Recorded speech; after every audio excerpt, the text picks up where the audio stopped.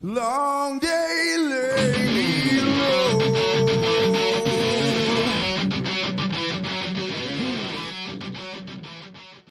Our heroes are captured and tortured for information, prodded and probed by the envy horde to reveal the secrets of the Tumulti and secure their position as the ultimate species. Will they survive? Will the joining of two new heroes help them overthrow vicious envy overlords? Will their heroics save the planet? Find out on the epic conclusion to Absolute. Will they indeed? Oh wow, I'm way over here. Why am I way over here? Ooh, it's weird. Well, I mean, this way, move this cookie cutter operation, everybody. Welcome, welcome to Unhinged Entertainment. I mean, I changed it to Unhinged just to shorten it for chats. You know, when people say hello. So yeah, but welcome to Unhinged Entertainment. I am Jason Bascom. 1 year, 2 year? Veteran of the Indian, creator of Absolute, co-founder of Unhinged Entertainment, all around handsome man. Yeah, I'm gonna be working on some Absolute. Speaking of which, everyone go back Absolute Book 2.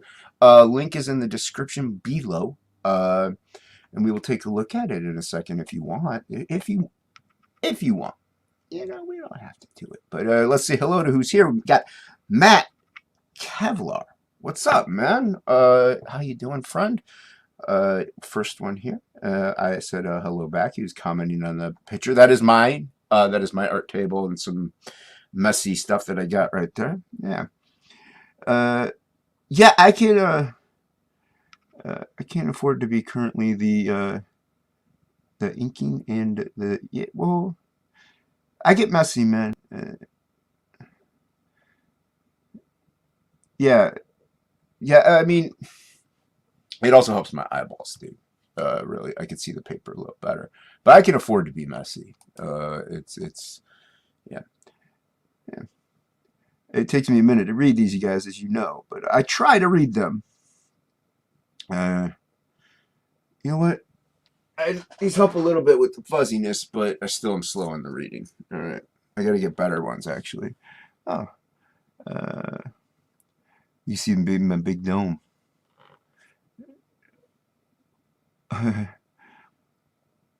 Yeah, man. Well, like I said, I can afford to do it. I don't throw, too much. I mean, it's mainly from like ink splatters and drippings and stuff like that. Take those off. They're just more or less, I don't feel as comfortable. Shadowhawk, my friend, welcome, sir. How are you? Yeah, welcome. Yeah, saying hello to Matt. Paul. Yeah, Paul Savedo. Welcome, my friend. Welcome. Friend of the channel. Yeah. Yes. It is. It's also a sign of laziness. If you don't want to clean it all the time. I cleaned it a couple times. It took a lot of bleach. I just gave up on it. And plus, like I said, I could see the edges of the paper at that point. So yeah, it helps me visually. We got Eric the Guapo. Welcome, sir. How are you, my friend? Yes. Have you ever eaten a yeah, I've eaten a pistachio. Oh wait, there's more to it. That had a worm in it. That's gotta be a tiny worm, man. The pistachios are like that. Aren't they? They're like that tiny? Yeah, that's a tiny worm. But no, I've never eaten a pistachio with a worm in it. Oh, I ate some pizza just now. There was no worms in that, but I had a couple slices of pizza before I hopped on. Yeah. I mean, yeah, I gotta actually just go to the optometrist and get like bifocals or something. They'll help with blurriness. But I still have blackout visions, and I also think my eyes don't let in as much light as other people's, because it's the contrast between the text and the white. It's almost like a gray text to me instead of like a black. So I don't think they let in as much light, but that's just the theory. I got to go back to the optometrist. Uh, yeah, exactly. I've not had a worm in my Amanda B. Welcome. We love Amanda B. I love Amanda B. Amanda B. The sandwich queen, except for, was it last Saturday? I'm sorry, Amanda. Just couldn't get on board with that one. I know you wanted to do something different, but and Leroy's was trash too. So, well, yours wasn't trash. His was. I'm not a big fan of bologna, so that's why I couldn't really vote for that one. So yeah.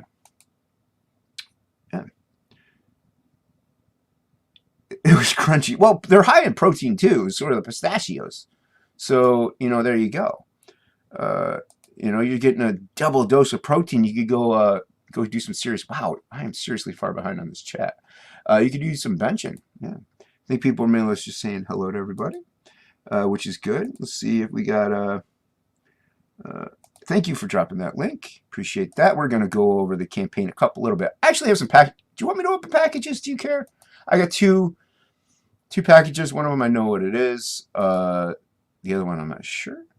But I don't have to open them. I can open them later. I gotta draw. I gotta do some drawing. Like I said, I'm breezing through these real quick to see if anybody new is here. And Christopher John is here. Christopher John, you got the link, man. Come on, man, if you can.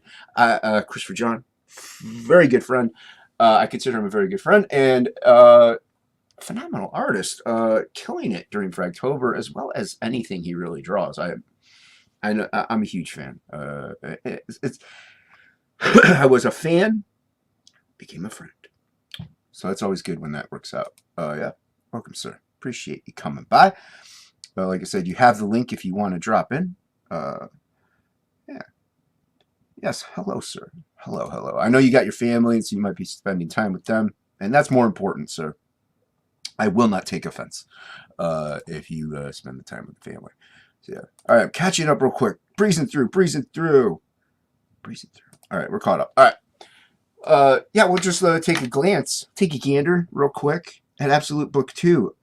Currently in demand on the Indiegogo. Only on the Indiegogo.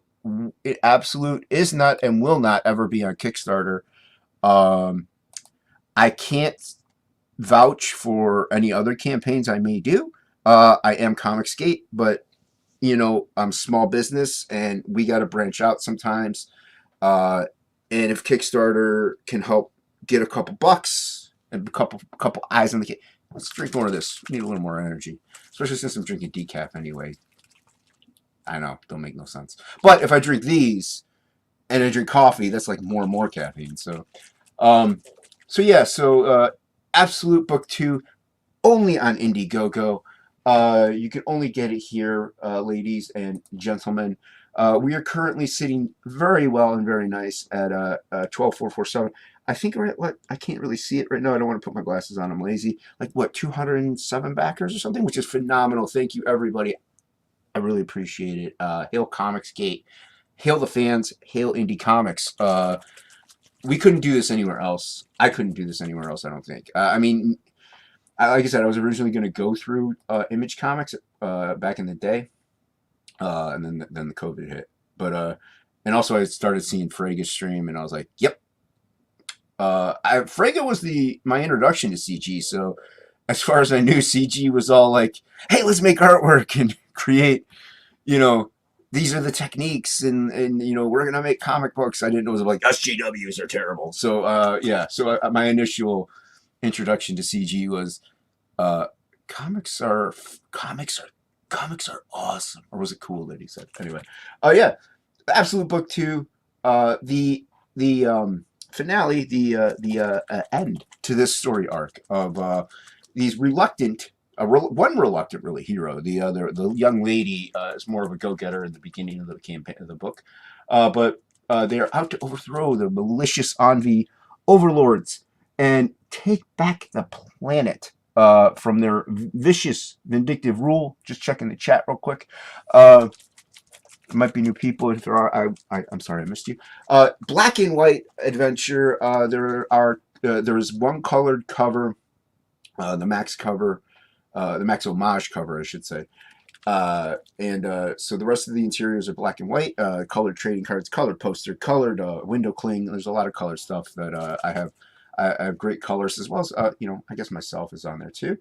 So yeah, so they're this right here. I mean, this is our hero, our main protagonist, and he's more like he's a bounty hunter, lone bounty hunter, man with no name, kind of like a Clint Eastwood inspired Han Solo, Wolverine type guy, or at least with person mysterious in a way.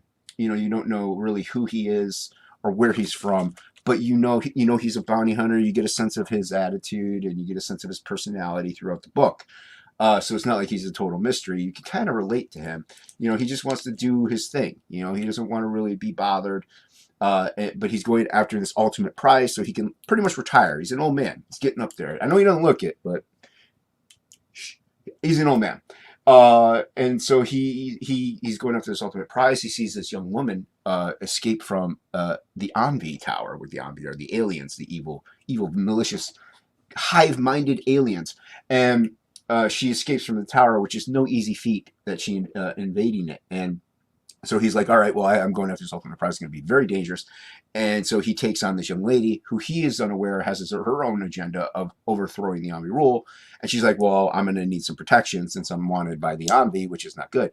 So she joins up with him and slowly veers him into this path of, taking back the planet. And that's the guts. That's the meat and potatoes of this story.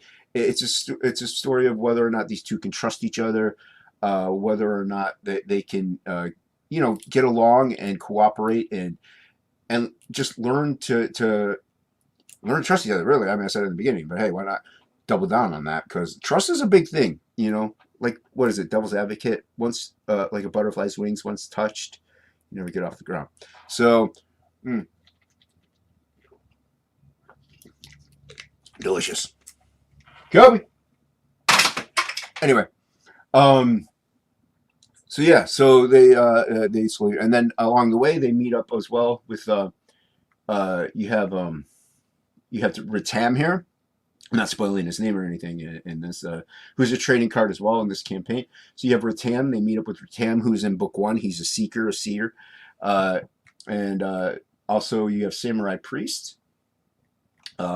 Which I drew a panel. I'll show that whenever I start working on the book here. So yeah, just checking the chat real quick.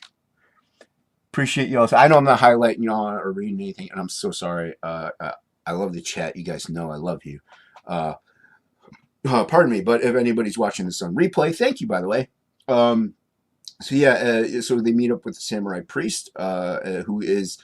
Ratam is kind of like a seer, but he's also like a monk in a way, or a cardinal, or something like that, and of that archetype. And Samurai Priest is kind of like his underling bodyguard, or it's just them two as far as we know. So, and they're in the Tumulti. So, so yeah, and. So Ratam sends Samurai Priest out to go after these two because he's the seeker. He sees into the future. He knows what's going to be going on or what could happen. And so he sends Samurai Priest out to help protect them. And they meet up along the way and adventure ensues. So yeah, so this takes place, it picks up a little bit after, book 2 picks up a little bit after book 1. The way I work these stories, I leave chapter breaks, but there's gaps of time in between. It's kind of like Sin City. I can go back and revisit those gaps. I can fill them in, create other stories, and stuff like that. So yeah. And then here's Danny, the young woman that she meets. She's a wizard, or like you think D&D types. She's like a wizard or spellcaster, stuff like that. She needs materials to like components and stuff to cast spells. And she's also very quick, and she's got heightened strength, so she can take a beating. In this universe, but in this future, through fallout and alien experimentation. Everyone should drink those B12s. They're delicious. Yeah, so the people kind of develop mutations, superpowers. They're called the affected because they were affected by all the events that happened throughout the battles and the war of the aliens versus the humans. So, so she had, that's why she can do these things. That she's just she's born this way, baby. So yeah, but she does need spell components. She needs a little help casting spells, and the old man, he can manipulate molecules around him to really create energy blasts or manipulate them to his will almost. He can kind of control them to some extent, but it's mainly like he can heat them up. Think Havoc, but a little different. And every now and then he tends to lose control of his. Hey, look at that! What up, Pedro, my friend? I think you have the link, Pedro. You come on in. I think you have the link. You should have the link if you're available. Come on in. So he can kind of manipulate energy blasts and stuff like that. But he tends to lose. He gets angry sometimes, and he tends to lose control. He outputs a little bit too much. And with Danny, she's a little bit of she's a little overconfident sometimes, so that can kind of get her into trouble. And the samurai priest, his super thing, I guess you call them superpowers. He can focus and harness his chi and absorb the energy of the earth and kind of feed off of it and for a long time. Like, so he really didn't need food, but he can also increase his strength and his bulk and become more dense. So it makes him faster, stronger, and a tougher opponent as well. He's a clever dude. And Ratam, he's a seeker, a seer, and also he's a kind of a wizard dude, a spellcaster. We have a friend here. Let's let the friend in. Welcome, Pedro. What is up, buddy? Not much, my friend. How are you doing today? Okay, I had a perfect pool party ruined by rain, so Oh, that sucks, dude. Sorry to hear. yeah, I know. Yeah, it's all right. It's that time of year here. Yeah. Well, we're getting a little colder. Mhm. October, we start to cool down up at northern America. So it's leaves are changing, getting cold. Surprisingly, dude, it's in the 60s today. So it's actually not Wow. bad for a day before Halloween at all. Yeah, 60s is cool. Yeah. Yeah, it's not bad. So just going over the campaign a little bit for the Oh, people who are, nice. unfamiliar. Yeah. So yeah, going over their superpowers, some people may not have backed and they don't really fully know what they can do. So Dude, I'm waiting for my books. Like I couldn't back the first one, but I backed the second campaign on both books. thank you. So yeah, my thumbs are doing this. Thank you, sir. Yeah, I am working Yeah, on it. It looks like I'm still on track for January shipment. So awesome. so it looks like things are looking good because I mainly have the final battle. That's mainly what Hmm. I'm working on right now, and that's only a few pages. And then after that, I just got to write it and send it to Shay. So I have a couple months to get them printed and stuff. I should finish it, the book itself, by mid next month. Uh, Oh, yeah, and then get the edits done. I'm hoping all that will get finished then. Then in December, I can start getting all the other components together, and once it gets printed. So yeah, yeah. I'm looking good. I'm hoping to expedite the process and get more stuff done. So Yeah, yeah, dude, my Latin American problems really paid off because my book is finished, but I'm launching the mailing list in December. nice, Everything is lined up, so pretty happy awesome, about dude. that. I'm excited for that one. That's Yeah. the Tropical Magics, right? Yes. Yeah. Hmm. Yeah, dude. I've been privileged to see some of the artwork for that, and it looks beautiful. Oh, So thank you, man. yeah, you're welcome, man. We got Fizchozo just came in. If I could see him, there he is. Hey, Fizchozo, what's going on, man? I think that's a Fizchozo. Yeah, yeah. Yeah, So yeah, but that's. there's the Frog G trading card. Everyone gets that. Every backer gets the Oh yeah, dude. Nefarious trading card. So yeah, you Mhm. guys, you're gonna be getting these beauties. Drawn by me, colored by Ink Spots right here. And then this one here, drawn by me, colored by the great Matt Yaki. So, yeah, I was very humbled to have him color a project of mine. Ink spots, not so humbled. Yeah, You dude. know, I mean, Inkspot eh, is a heavy hitter too. he's a heavy hitter, but you know what? He's kind of got an attitude problem. Thinks he's all A that. bit, a bit. No, I love ink spots, and I was actually this is the first like I reached out to him. I'm like, because I didn't know if he was going to color it. He's a cash grab. Charlie's London. He's doing his Yeah, own thing. I'm like, dude, he's a busy man. So I was like, and he's doing toilets too. So and he does toilets. You know, yeah, so, exactly, man. He's like lifting toilets up on both shoulders and throwing them down, and yep. you know, so yeah, I didn't know if I was able to get him, and luckily enough, he was like, yeah, dude, and it turned out great. So yeah, so and same thing with Matt Yaki. I was surprised to get him with Black Flag going on and stuff. So Oh yeah, dude. yeah, so and this is the black and white of the poster. If people back that tier, I have the colored version in the updates. I'm lazy, and I didn't just update the campaign. So it happens. So yeah, so It everybody, I recommend. My recommendation, get the feature tier and add on book one if you haven't gotten it. But if you did get book one, just do the feature tier. You get both covers. You get the regular cover and the Max Homage cover. Yeah, that's what I got. Yeah, dude. Yeah. That's the way to go, man, because you save money if you get both. If you do that. Otherwise, you're going to spend a lot more backing them each one individually. So that's what my recommendations. Yeah. So that's Absolute Book 2. Everyone go back it. Yeah. Back it now, back it twice, Back it back now. it up, and Yes, that's right. And everyone go get black and white. oh yeah, Yeah. please guys, get black and white. Our good friend Pedro here has the supplemental, right?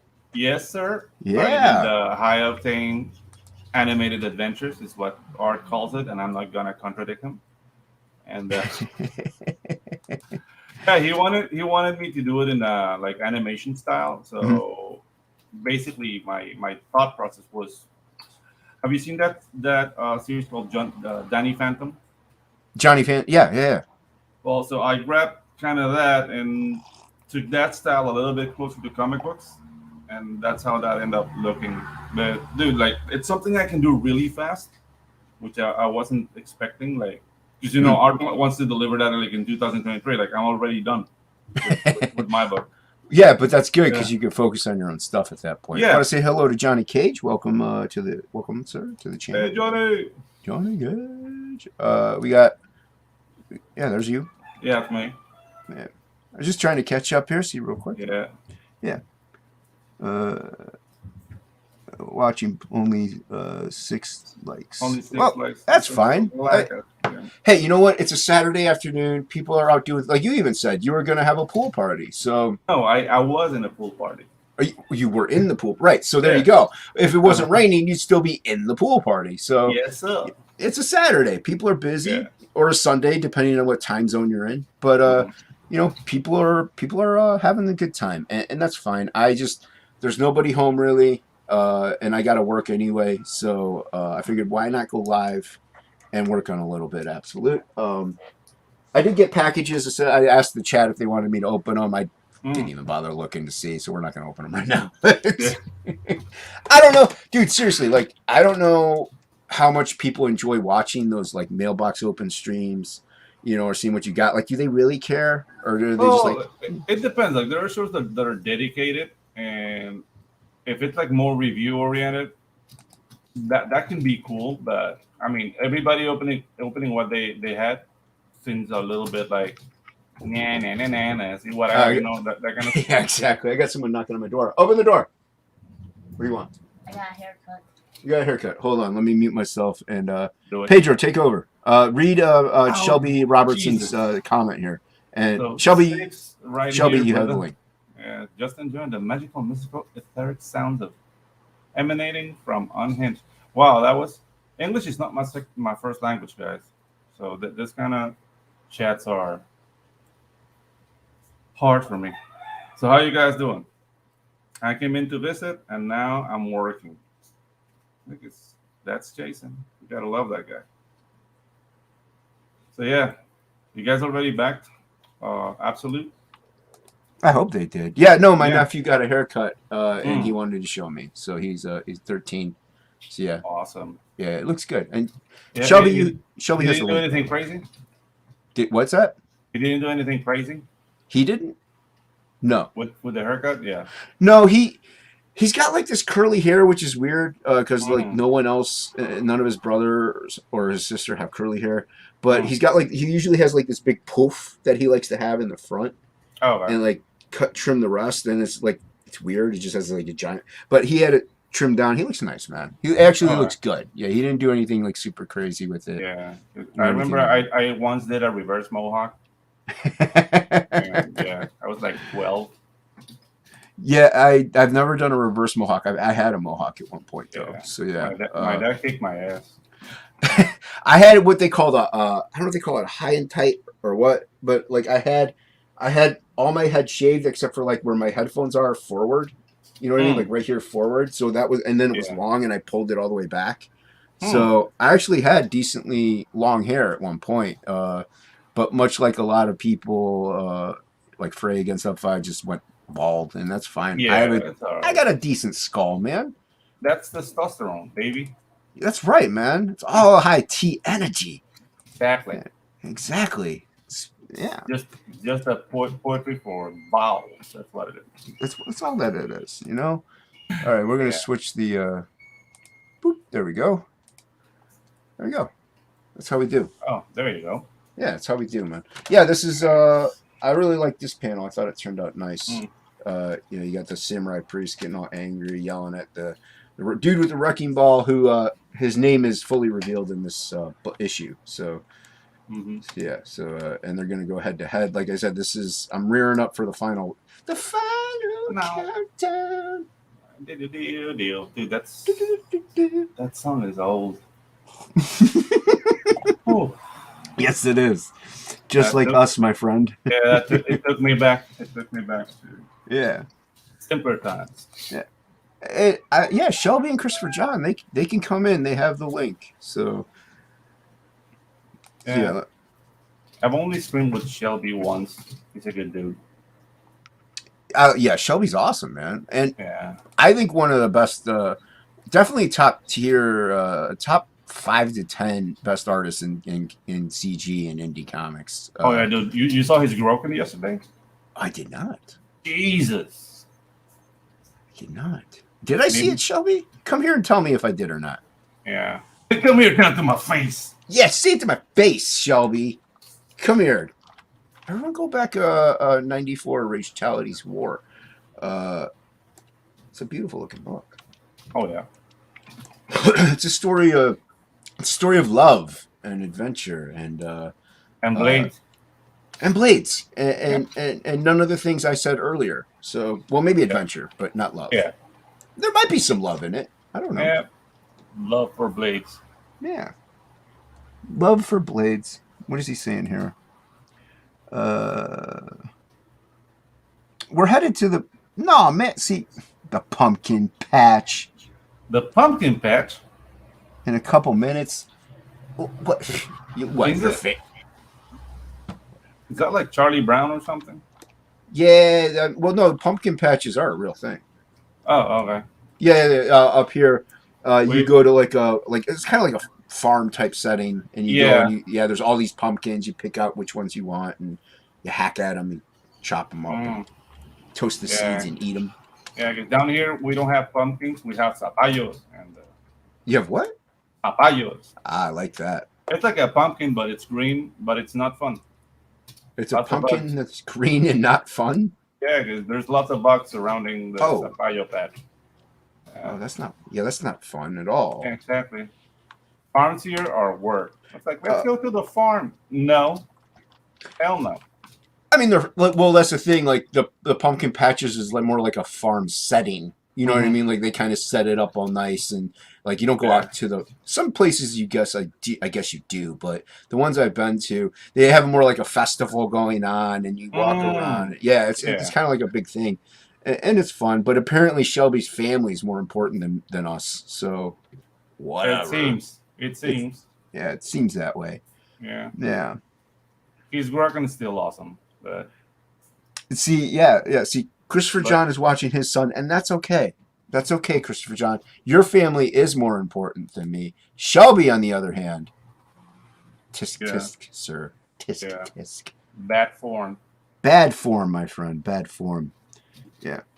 Daughter requested it. Oh. Requested one.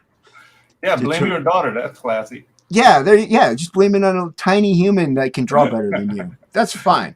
Yeah. Did you see that stream? Yeah, dude. Yeah. She was yelling at him and everything. Was Yeah. lovely. Yeah. That would be interesting. See, this is why I kind of just highlight it and let other, like, not you read it, but just like the people watching, they could be like, oh, he's highlighting that. I try to read them. It just takes too long. Yeah, Plus, I'm going to be working. Yeah, pumpkin patches are fun. Yeah. I'm in a house of women, and they frighten me. Yeah, you're a clever man. You're a clever man. Yeah. Mm-hmm. Okay. You're allowed. You're allowed now, sir. Mm-hmm. I forgive. Yeah. I'm a forgiving man. I am. I'm a Christian. That's the whole thing. That's like the whole thing with Jesus. Like, forgive, you know? Yeah, it's all the Jesus thing. Yeah, it's the Jesus thing, man. I'm like Jesus. Yeah. I'm like Jesus. All right? Exactly. Exactly. But are you like buff Jesus? I'm more of a dad bod Jesus. Yeah. Have you seen the Korean Jesus picture? I have not. Okay, let me just check that out. Yeah. Let me know when you need to see. I do need to see this. Have you ever seen the movie Hamlet 2? Hamlet 2. Yeah. It's a comedy. Oh. And but in it, this guy puts on a play. It's called Hamlet 2, and it's pretty much about Jesus and stuff like that. It's weird, but there's a song in it called "Rock Me Sexy Jesus." It's a good song. Okay, be ready to be I'm ready. Amazed. I'm ready. Let's see here. Ooh. Buffed Jesus. Wow. Check this out, guy out, man. Let me just here. So, oh wow, go Jesus! Exactly. You don't want to mess with swole. that guy. No, man. Jesus has been eating some protein. Yeah, they will give you the word. The Twice. word of the Lord. Yeah, dude. With his fists. And you know, and the thing is, like, he has the world on top of him. It's not even like the little like Inri. Yeah. Dude. Wow. Where's that at again? In Korea. I have to go there. I don't blame you. Yeah, that's a sight to behold. Mm-hmm. Wow. That's impressive. Yeah, dude. Hey, you know, I guess that's meant to, because you're supposed to fear and respect Jesus, I guess. Well, the fear is there. The fear is there, man. Yeah. You know what? I respect for him for the dedication it takes to get that kind of body. Wow. Dude. Yeah. That last supper was pure protein bars. Pure protein bars, man. That was all whey protein. Mm-hmm. That was no soy there. He's just getting jacked. Yeah. Oh. Whey protein bars and weights, just powerlifting. Yeah, gives a whole new meaning to body of Christ. The body of Christ will compel you. Yes. Boom. Boom. Shakalaka. Yeah. So, okay, enough of that. Yeah, let's get that out of here. Yes, fear and respect Jesus. That's right. Yeah. Yes. So what are you working on right now since you got everything else done? Oh, well, the thing is, like, my book's been edited by Gingerton. Nice. The guy who did Spells and Superheroes. We became, like, good friends. We have a show on Sundays where it's more like an interview show. Yeah, no, it's not my channel. It's his channel. I have my own channel. Well, what's the channel? What's the channel? What's his channel? It's called the Gingerton Pedro Show, and I think his channel is Gingerton on YouTube. And we're on every Sunday. This Sunday we don't have a guest, but we have like it's gonna be our 14th episode, and we have like guests every day. But tomorrow it's just gonna be us. But we're gonna be talking like quintessential animation movies you should watch. Oh, cool. All right. So, yeah. The movies themselves, not like anime or anything like that. No anime. I mean, there's some anime movies that are quintessential, but I agree with that. The things that really advance the art form. So I have a list of things that we're gonna go over, and also I'm working on a book with him, which is it's a very interesting exercise. We're doing sword and sorcery, but it involves like the evolution of a world, because it's not like medieval. It's more like 18th century, like Napoleonic Wars, but it's dwarves cool. versus goblins. Ooh. So yeah, dude, just designing the stuff. Like right now, we're in the world building phase, and we're having a lot of fun. Well, you said I thought the mailing list didn't. Oh, the mailing list is up now. No, that's for Tropical Magics. It starts in December. Right. That's what you were saying. Mm-hmm. But the other one. With the other one, the mailing list is gonna be up like by March. Oh, okay. I was gonna say it threw me off for a minute there. I'm like, yeah. No, we're the world building thing. So I want to set this up because I want to have like books. And I'm not criticizing anybody when I say this, but I want to have like the book mostly finished before I do the campaign, to avoid like the one, because I've been hearing this a lot. Like people complain about waiting a year for books, right? And I'm in a position where I can, like start before, right? So like we're trying to do that now. Yeah, and I understand. They're like, oh, I gotta wait a year for a book. And a lot of that, though, is also because a lot of the people you're waiting that year for are the people that have full-time jobs and families. Yeah, exactly. So that's why that year is there almost. Like, sometimes it's less, but, we try our best, to work. Like, every minute we got that's free, this is what we're doing. So, but to me, the higher, I don't want to say higher ups, but if you're able to just draw for a living, it shouldn't take you a year. Yeah, exactly. It should. Right. Now, I understand they also have families and stuff like that, but if that's your 9 to 5, yeah, it shouldn't take a year at all, and you should still be able to produce just as much quality as you would in a year. It shouldn't. If I was drawing solely for a living, it wouldn't take me a week to do a page. Yeah, exactly. Yeah. The thing is, like, I'm in a special situation because basically what I did was downsize my life, so I can, do what I do, but not really kill myself doing that advertising work.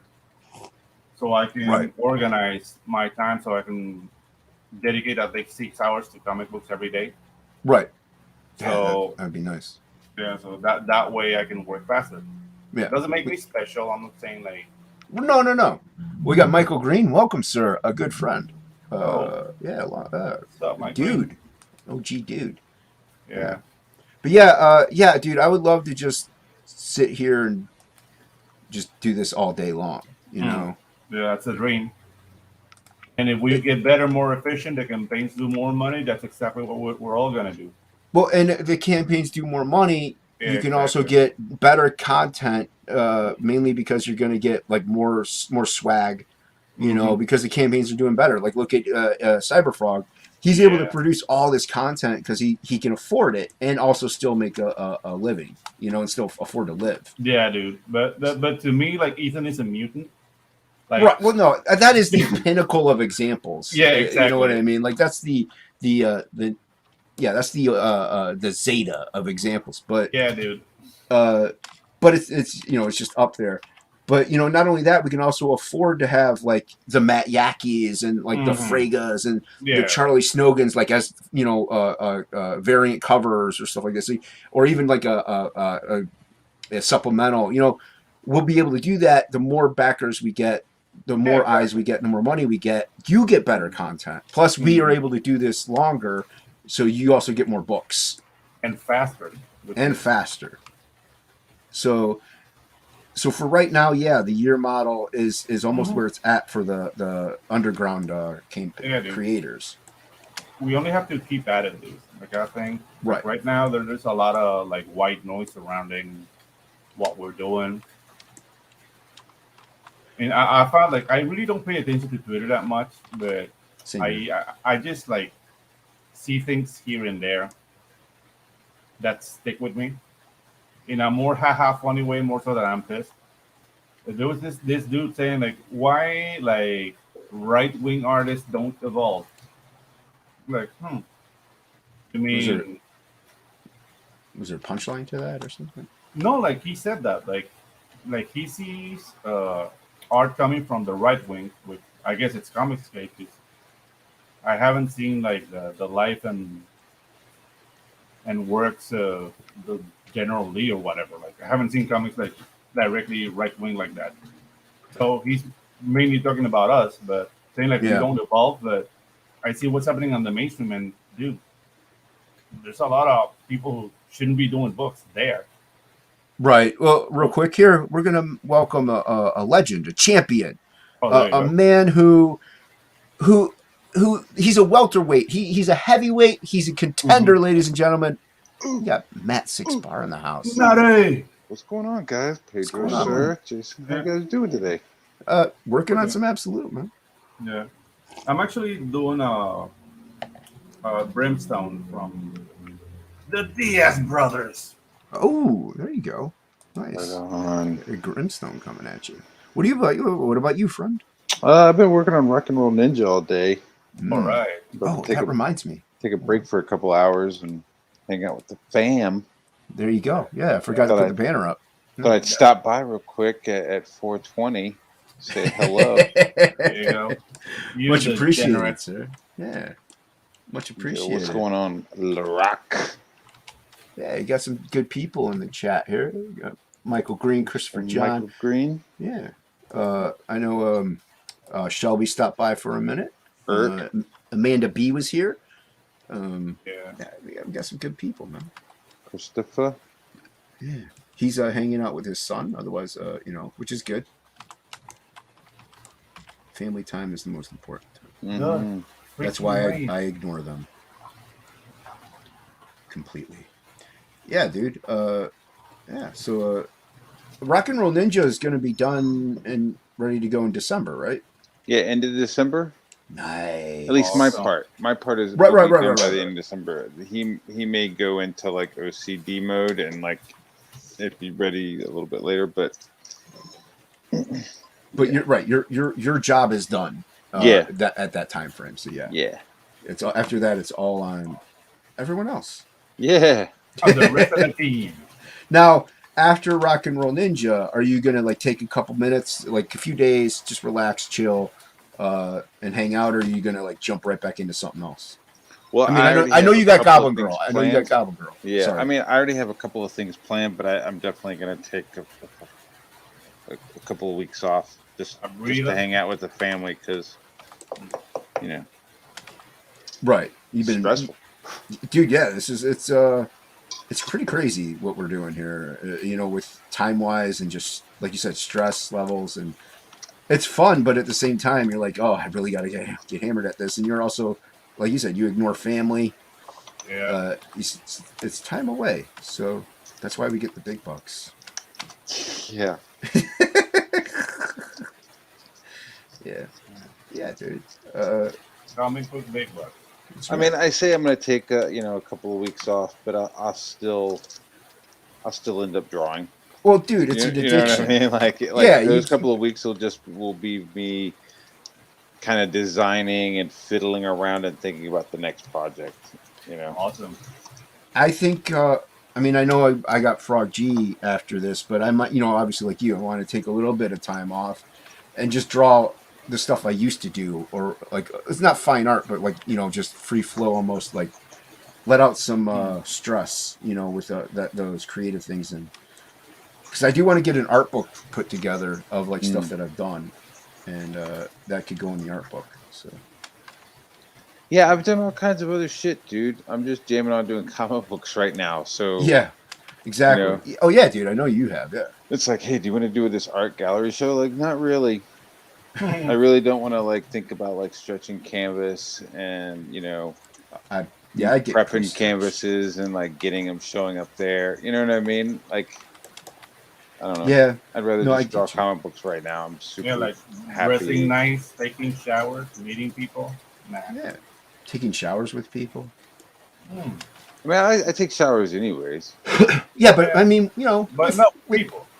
with people like Matt Kevlar. You know, take Yeah. a little, lather it up a little bit. Give it a little rub down. A little suds action. Yeah, a little sunny suds for Christopher John. Get a little grit in there. Get a little exfoliation going Yeah, on. You know what I mean? Cleaning all the crevices. Yeah. I like a good brushing. A good scrub. Yeah. I mean, You I gotta end up get the- doing it to myself, but like I have like a really big, like firm, bristle Hunchback? brush. Oh. No, you know, like when there's like big brushes on a stick, and I will just scrub my fucking Ooh, back and my chest. I don't have. I I need one of those. You know what I mean? I'm need just one sitting of there those. fucking Yeah. scrubbing my ass. Yeah, I need one of those, dude. You need videos, and it doesn't exist. Yes, we need receipts, sir. Oh, all right. Yeah. Funny, No, I'm also a never nude, so you know I always wear like a pair of Socks in the underwear when I'm in. Oh, like yeah, tidy I'm always whitey. yeah. I'm Just kidding. I'm just kidding. Yeah. You guys, a never nude. do you remember that shit from Arrested Development? Yeah.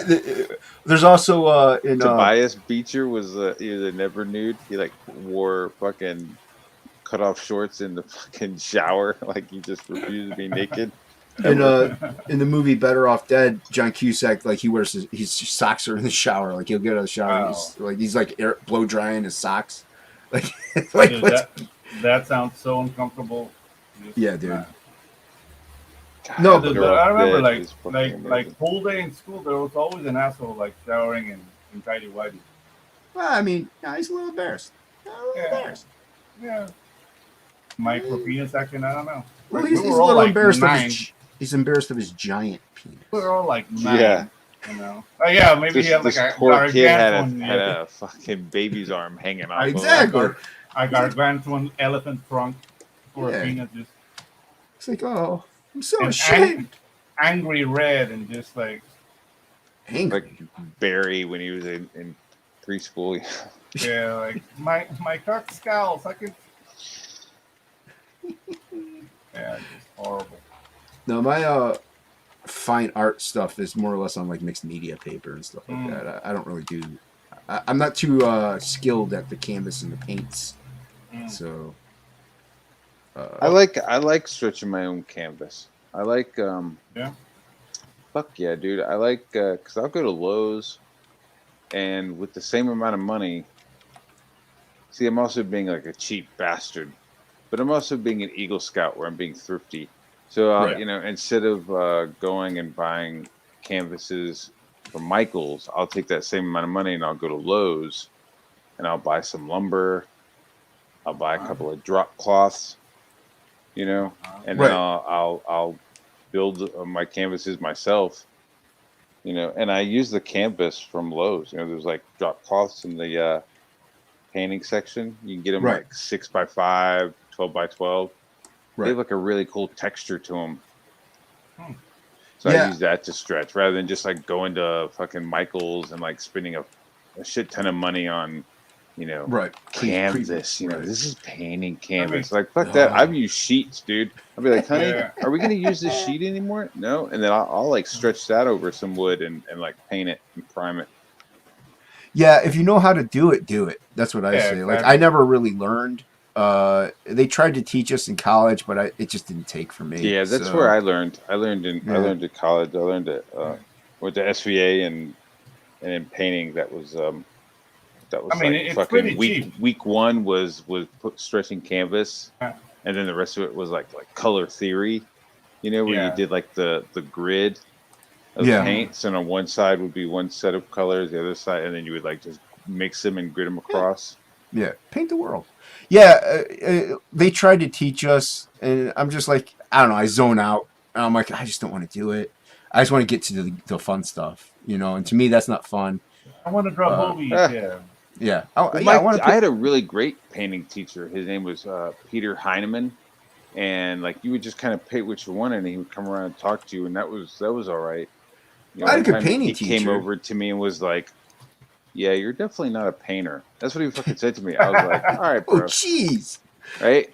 So, That's encouraging. but the other stories, like he would like tell these amazing stories and like do these like kind of concepts that weren't really about like art or painting. It was almost about like life in general and like what it was to Yeah, being I an had art teachers world. like that.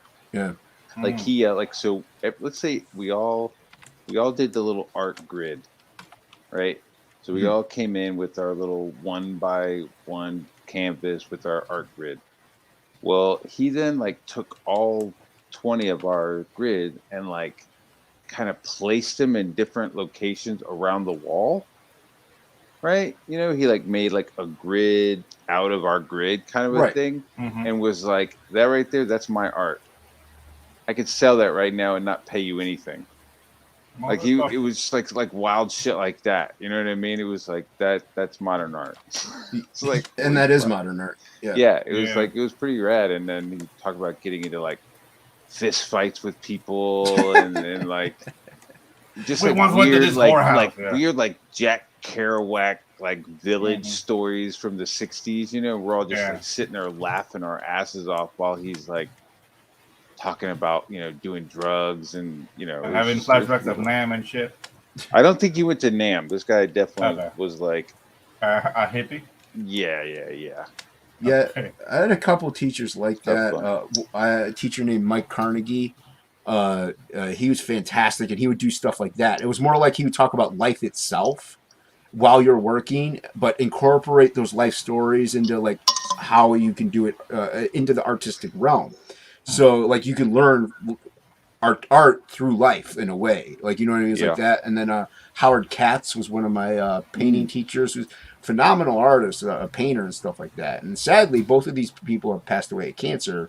But also I had Jonathan Hunt, who's still alive, thankfully, and everybody should go look up Hunt Illustration, but watercolor artist, has done book covers and comics and everything.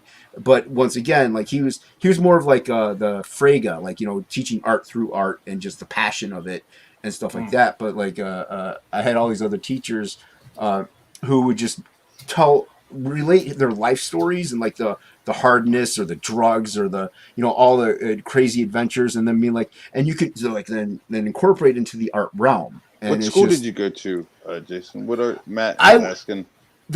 I went to an art institute of Fort Lauderdale, but I was very fortunate and I had great teachers. So it was like it's a student mill. The art institutes were just like a money mill. They wanted the money. They didn't care who they let in. Yeah. But if you love art and you like, I went in for the reason of doing this stuff, and if you love it, and I was fortunate enough to have all these great teachers like just, you know, influence me. So so I was there was a lot of art institutes that the teachers were terrible. They would just be egotistical, talk about, you know, promoting their own work and like not helping. Yeah, they're infamous for it. I think Christopher John as well I think he went to the Art Institute of Pittsburgh. I think, I'm not 100%, but I know Christopher John went to an art institute and stuff like that. So they're very expensive, and I recommend people don't go to them. I mean, dude, any school will let in anybody, really. Yeah. Like, here's my schooling. I you know that later, Christopher John. Go ahead. When I was in middle school and high school, you know that test that you do where you either draw the turtle or the pirate? Oh yeah, you told me about that. I fucking did both and sent it in, so I fucking ended up doing that, but that was like kind of silly. And then art student league, and that was like drawing naked people with a bunch of adults. Right. It was fucking really weird. It was like I was like a teenager in like these art classes.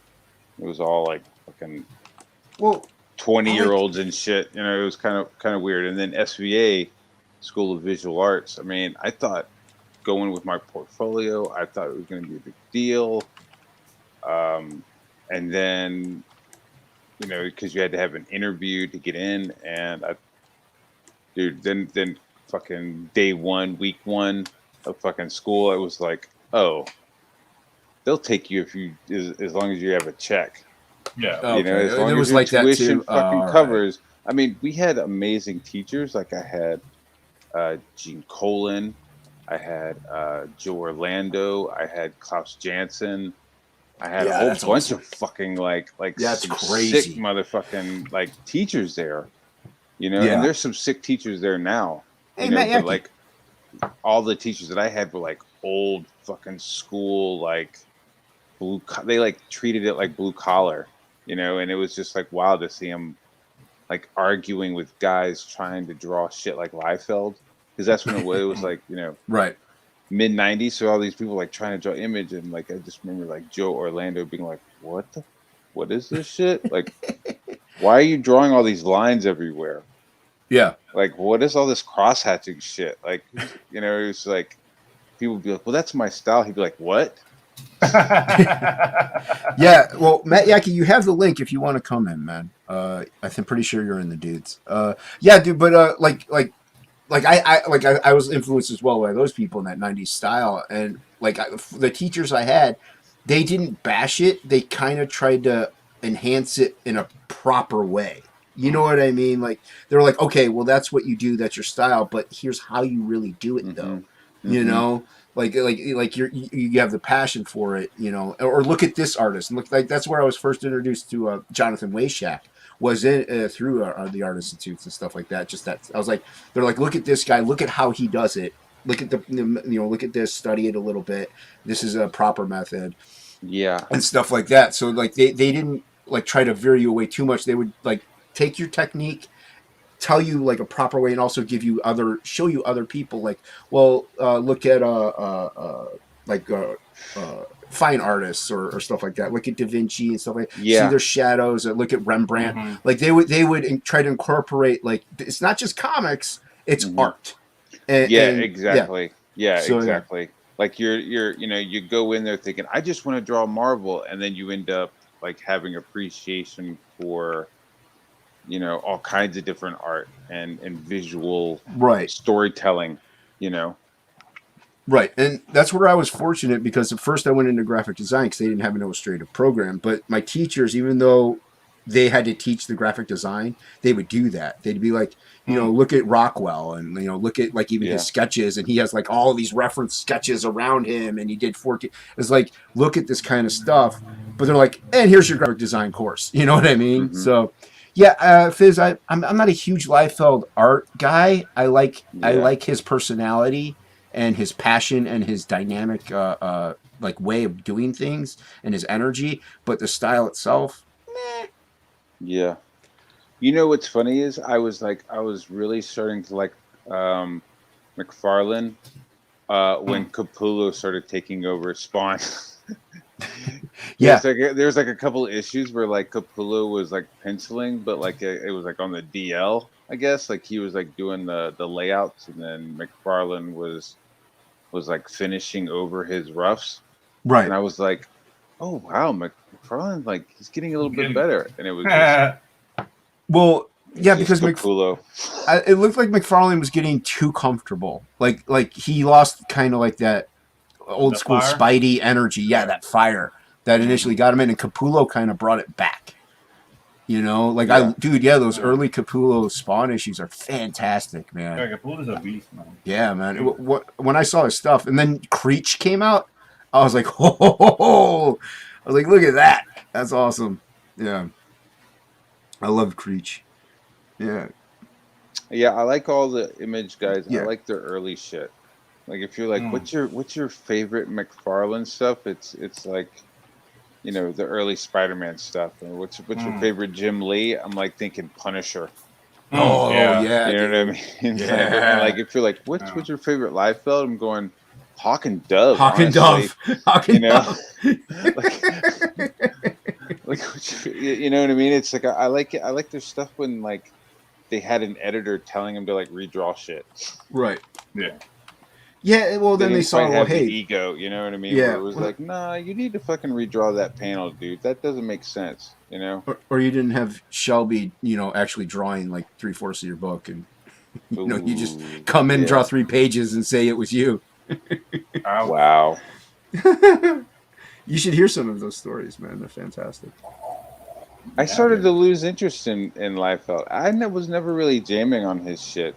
I think I've said this before. Like my stepdad, like around that time, like hooked me up with like 3 long boxes of heavy metals and Savage Sword of Conan's. Yeah. So that was like all I was fucking with was, you know, for 11th and 12th grade, you know. Like I ain't fucking with those fucking. I ain't fucking with Image, man. Yeah, shit. That's I'm messing with titties over here.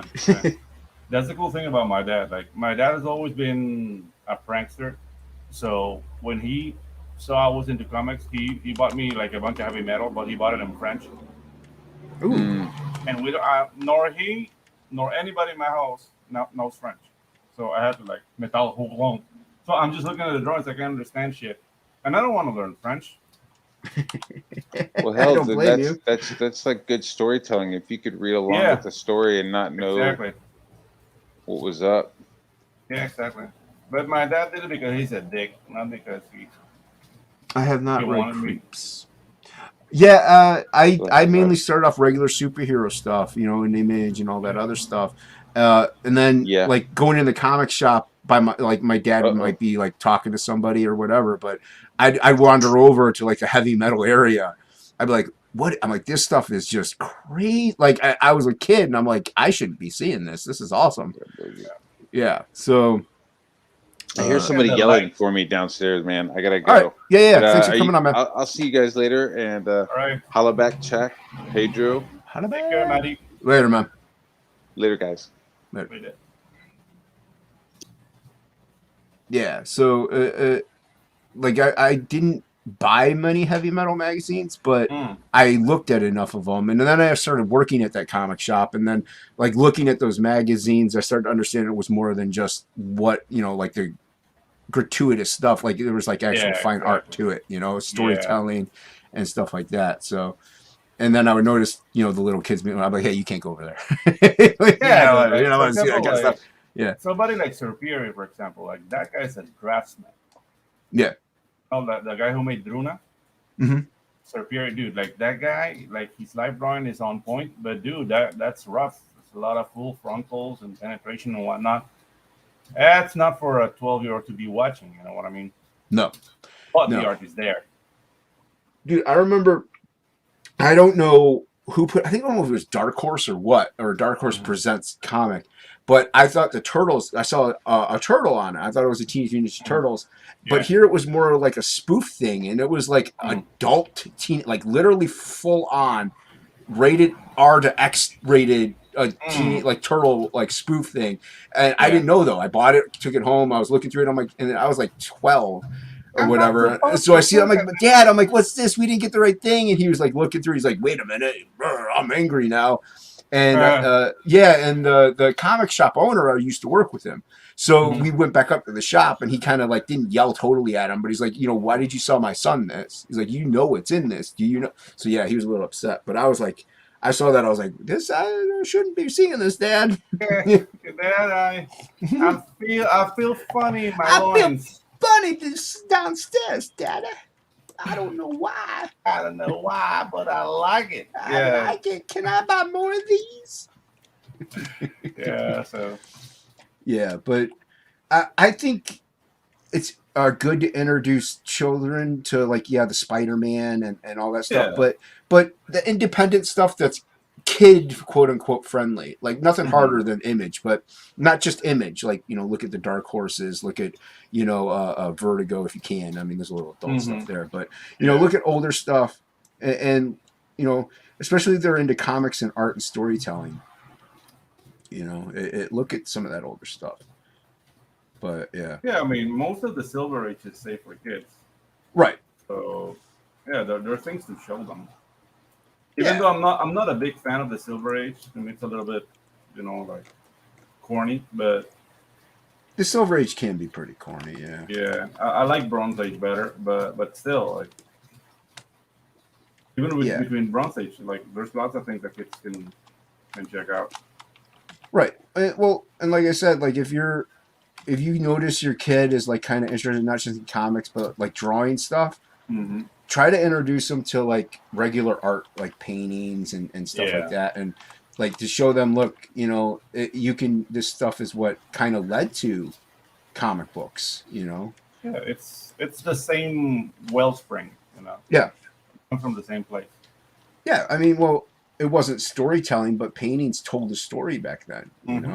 Like it wasn't panel sequential work, but they there's a whole story going on in a painting. So look at the illustrative Bibles and stuff. There was a reason why they were illustrated, because people couldn't read back then. So they had to really draw the illustrations of what was being said in a storytelling manner and incorporate a lot of visuals.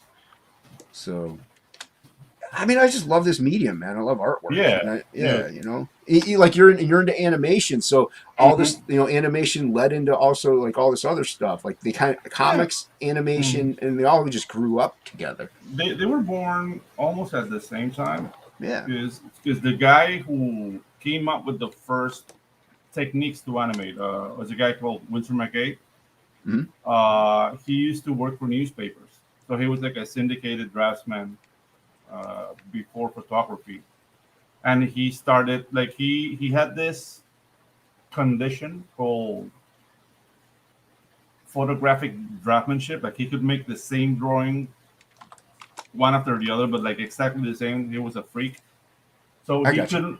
he couldn't really teach that to anyone. Right. So he came up with this movie called Gertie the Dinosaur, and he Why showed do it I at remember vaudeville. that? Why do I Yeah. remember that name? Mhm. There you Now, go. no, go ahead. No, like as a kid, I had zero appreciation for classic comic art. I only liked books that looked like Lee, Liefeld, McFarlane. In my 20s, I got into all the classics and I learned to appreciate it. Exactly, Michael Green. Yep, exactly. That's Yeah. the thing. Like art is art. Now, let me ask you, Mhm. what do you think, like as an animator, like if like you see a kid, like they not only just love cartoons, but they love to Mhm. draw like that stuff. What would you Mhm. recommend somebody young to like watch or look into or study in a way to really get a grasp on animation? Would it Well, the thing with animation is that first you have to like it. right? Well, So, that's what I'm saying. Like they uh-huh. all these factors are there. Mhm. Like what would you be like? Hey, like Yeah. you know what would you be like? You know, look at this. This is kind of like Mhm. important. I will send him to watch Felix the Cat by Otto Messmer, like the original Felix the Cat by Fleischer Studios, Yep.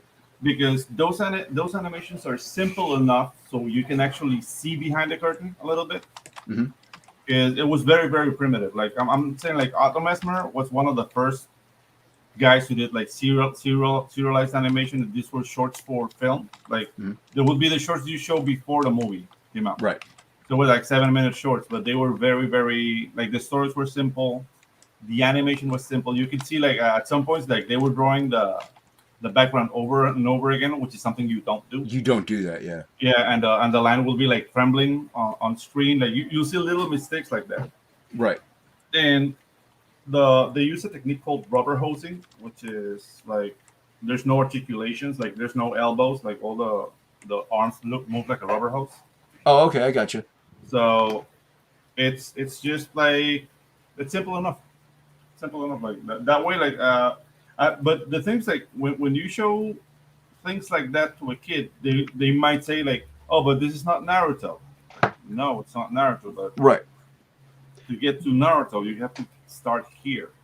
Right. To Yeah. play Mozart, you have to learn Mary Had a Yeah. Little Lamb. Yeah, and the things like Naruto is not really Mozart. There's a lot of shortcuts. There's Right. a lot of things that are like actually mistakes, but it's what people love. And if you mess with that, Later, Kevlar. yeah, Right. No, sorry, I'm listening, man. yeah, like you get in trouble. So Yeah. yeah, dude, like animation is very, I don't know, like I don't want to say like people don't get how hard it is. Because they say like they have told like yeah, but those drawings look like they were done by a kid. Like, yeah, try to do it over and over again. Right. Yeah, Uh, and dude, like I was first I lied. I was in animation, not graphic design. okay. Yeah, so when I was in graphic animation, uh like I had to do individual like one over the other paper. You know what I Yeah, mean? Like yeah. it wasn't digital. It was Mhm. like you did it on the paper, you put it in the behind the camera, you took one shot, Yep. move, one shot, move, one shot. So yeah, and we like the test was he had a little bit of a line from like a Mouse Hunt. I don't know if you know that Mhm. movie, Yep. but Yeah. yeah. So and he was talking about how big this cat was or whatever. So you had to draw something incorporating that and have the mouth move and articulate and know Yeah. what the what vowels and consonants were most important ones, in order to make it look like he's saying all the words, you know. And dude, it took forever just to do like a what I don't know 30-second little line. It took forever, you know. So it's a lot, and that was just I just drew a little mouse like transforming into a cat into a fat sumo thing and stuff like that. So the way the dialogue was, dude, it took me forever. It took forever. My first lip sync was 6 weeks. I remember. Yeah, there you go. And, traditional. Traditional. Like when I studied animation in 2001, and we did have it was. I mean, it was a software, but you had to photograph your drawings with a webcam. Oh wow! At that point, that was state of the art. But you still were like animating like pencil and paper. Right. I think it was called Digital Flipbook. When I opened the school down here, like I used that software just because I knew it. But by that time, there was Dragon something, which is like a stop motion software, which is better than Flipbook. But yeah, dude, like. And I did learn Toon Boom in school, but the Toon Boom needed like a serial scanner that was like $15,000. Like it was insane. Oh, jeez. Yeah. Yeah, they and like when it got to the computer stuff, they were teaching Maya, which apparently I guess the industry doesn't even use, which is like no, Maya won the war. Did it win? Yeah. Oh, okay. In the beginning, like I studied in Canada. And I learned XSI, Softimage, but I learned Maya too. What I didn't learn was 3D Max. And when I came back to Panama, 3D Max sponsored everybody, so I had to migrate. So I actually had to learn to use the 3D platforms. And in my humble opinion, even though the software doesn't exist anymore, the best will always be Softimage because you can do everything in there. Like you didn't need like third-party plugins to get things done. Right. And that's what I don't like about 3D Max or Maya. Like, oh, you need to get V-Ray now, like to render and Yeah. I like the animation. Okay, it's just not what I was passionate about. I really wanted to do comics, but they didn't offer an illustration program at the time when I went in. So, it was kind of. But I learned a lot through the animation stuff, and I was able to be like, okay, well, like the squish technique and using weight and everything like that to show gravity and everything. I learned how to be like, okay, I can do that in my comics. Like I can show somebody's shoulders just crazy crunched down by, the weight of the world almost, and applying squash and stretch and squash and stretch, everything like that. And it did kind of, so in a weird way, accidentally going into animation really helped my style develop. So yeah. They shouldn't be separate. One informs the other. Yeah, Fizz, when I went to college, I started 2003, so it was early 2000s, so Maya wasn't really as big, you know what I mean? Like, it was weird, like, they were teaching Maya, but there was another program, I can't remember what it was, that was kind of winning the war at the time. And at that time, that would have been Softimage, you have been Electric Image, there was 3ds Max. Yeah, exactly. I think it was the 3DX Max or whatever one. But all I know is that like everybody was like, "Wow, they're not even using Maya in the industry. So why are they teaching us Maya?" So that's why I said that. And yeah, Maya, like Pedro said, it won and it's still used today, obviously, as you said. So yeah. But yeah, right now for independent studios, like everybody's trying to migrate to Blender because it's free and it's really good. Yep. Yeah, I heard about Blender. It's very, very good, man. It's even good for sculpting. Like it's not the best sculpting software, but it's functional. Like it gets the job done. So that's what somebody told me to use it for was sculpting actually, instead of ZBrush.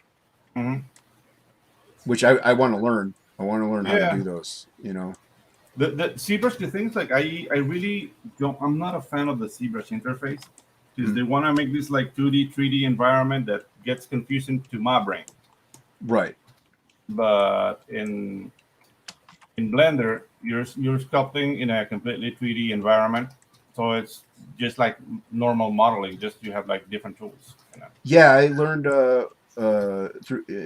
we did a lot of modeling class. I had a couple modeling class. I love them, dude. I love Yeah. sculpting. It's fun working with that clay and stuff. I'm not as good at it as I want to be. Granted, I only did it a few times. I'm sure if I kept at it, I would be a lot better. But I really had a great time. And honestly, if I go fully blind, sculpting is what I would get into. Mainly because I could touch and push and like mold and stuff like that. So it would be a lot more fun. Yeah.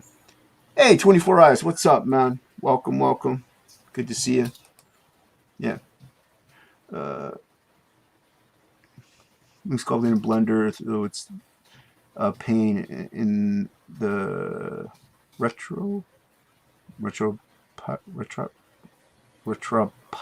Oh, Ragetality. Yeah, I mean the thing that there are like people who have developed plugins for Ragetality in Blender. Oh, it's a program? Oh, okay. Yeah. I was like, what is that? What is he talking about? Yeah, I'm talking about Blender. Yeah, no, Ragetality is basically you finish your sculpt, but your sculpt is not ready to do rigging to it. I got you. Too many polygons, so you have to do Ragetality, which basically make it smoother. Not smoother, just make your form with less polygons, and then apply different like plugins to make it look smooth, even though it's less polygons. So you need to apologize that. And then you are paying attention of how you place the polygons and where you place them, so things will bend properly. Mm-hmm. So that's Ragetality. I rather grab a drawing and model right away than do Ragetality. But because like when I learned CGI, like there was no sculpting. It was like model like directly from scratch. So that's like the methodology I have. Yeah, like sculpting is fun. I'm a firm believer. Like obviously I'm working digital right now, but I first started everything traditionally. So I'm a firm believer. Do everything that you can do traditionally, do it traditionally first. Learn it. Study it. Like even sculpting, animation, illustration, painting. I'm not saying master it, just play with it, do it, use it. And once you're familiar with it, it's so much easier to do that and then migrate into digital format. It's really difficult to do it the opposite way. And to me, working traditionally harnesses and hones your skills a little more because you got to be more precise and tight and just methodical in a way and attacking things in a different manner.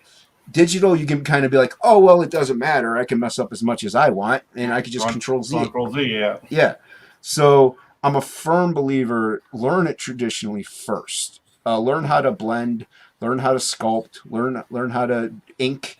Even if you're not doing pen and ink, just microns, fine. Or whatever, felt tip pen. Animation, like obviously it takes forever to do single shot animation, but you can get a camera and take a single shot and just at home and just play around and do something. I'm not saying spend 20 years on it. A few months, learn, like appreciate it. Like this is really how hard it is. Yeah, I'm a classical animator. Right. Hard. Like that's what I am. If I've done everything because we need to eat, right? Later, Michael Green. But yeah, dude, like I'm a classical animator and I animate classically, but in a digital space. Because the equipment you need to do animation properly, like you need a disc, you need a camera, like I don't have the space. You need like a whole rig. Yeah. I don't have the space for that right now. But still, like the principles are there. Like if I didn't study classical animation and did it for 20 years, I wouldn't be able to do it properly digitally. Right. Because it's less forgiving. When you make a mistake on pen and paper, there's no Control C. So. Yep. And that's not to say, if you just learn digital that that's terrible. I'm not saying that. I'm just saying you get to learn to appreciate what you do, and I think it makes you love it more. Yeah. No matter what, I'm just a firm believer in it. And there are some people who just can't do traditional at all. Like they just can't grasp it. It's just out of their understanding, and that's fine. I'm just more of a purist in a way, and I do like it. And if I could do, I think most people who say they can't do it because obviously they can. It's just that they lack the patience Right. I don't know. There's people. Some people suffer from like immediacy syndrome. Like if I don't see it now, it sucks, and they throw it away. Yeah. And yeah, dude. Like Well, and like I said, I know I'm doing this digitally, and I have excuses. Like if I could draw all this traditional and not worry about it, you bet your ass I would, man. bet your sweet ass I'd You do bet it. your sweet cushioned bottom I could. Yeah, I would totally do everything traditionally if I could. Yeah. It's just so much more fun. Yeah, but For we're me. we're hypocrites, Jason. We are hypocrites. Yeah, we're both working digitally right now. Both working digital, both hypocrites, liars, Liars, lying whores, Philistines, Philistines. Jezebels. Yeah. See, look at like this is pretty much done. Almost. Oh no, I gotta put her hair in here. But yeah, so this is almost done though because I print it Awesome. out and I do ink it traditionally. Nice. Yeah. This is no different than doing like a blue line. It's just darker, you know. Yeah. Mm-hmm. Hey, want to check out my brimstone? Hey, you know what? I do. Let me just get there. Oh, actually, that's wrong. Give me 2 seconds. 2 seconds. Sure. I gotta put in her collar. No problem. Put in her collar. Pop that collar. All right. Let's take a look at this brimstone. Ooh. Look at that. I'm just going. Nice. Yes.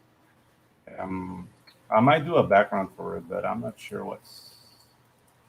I don't know. Backgrounds, I mean, they're cool and all, but Yeah. sometimes just the image just makes it look more dynamic in a way. It doesn't, you know, with nothing in the. Yeah. I'm just saying. I'm not saying what to do, but with nothing in the background, that image just stands out more at that point. Yeah. I guess you could put in a background at like an opacity or something. Mm-hmm. You know, that would be fine. It doesn't have to be anything super elaborate. Yeah. I'm not used to this much happening. Fizz, the DM group that I have is very selective. It's nothing personal to anyone out there. I'm just this one. I keep it high and tight for my own personal reasons. Yeah. So, but it's nothing personal at all, man. Don't take it that way. There's a lot of people in this chat that aren't in it. But yeah, it's just it's a kind of like it's a different kind of DM group, man. It is what it is. But yeah, there's nothing- nudity involved. yeah, a lot of male nudity. Yeah, exactly. Yeah. For art, Man. it's for art's sake. It's all for art. Yeah, all in the name of art. Yeah.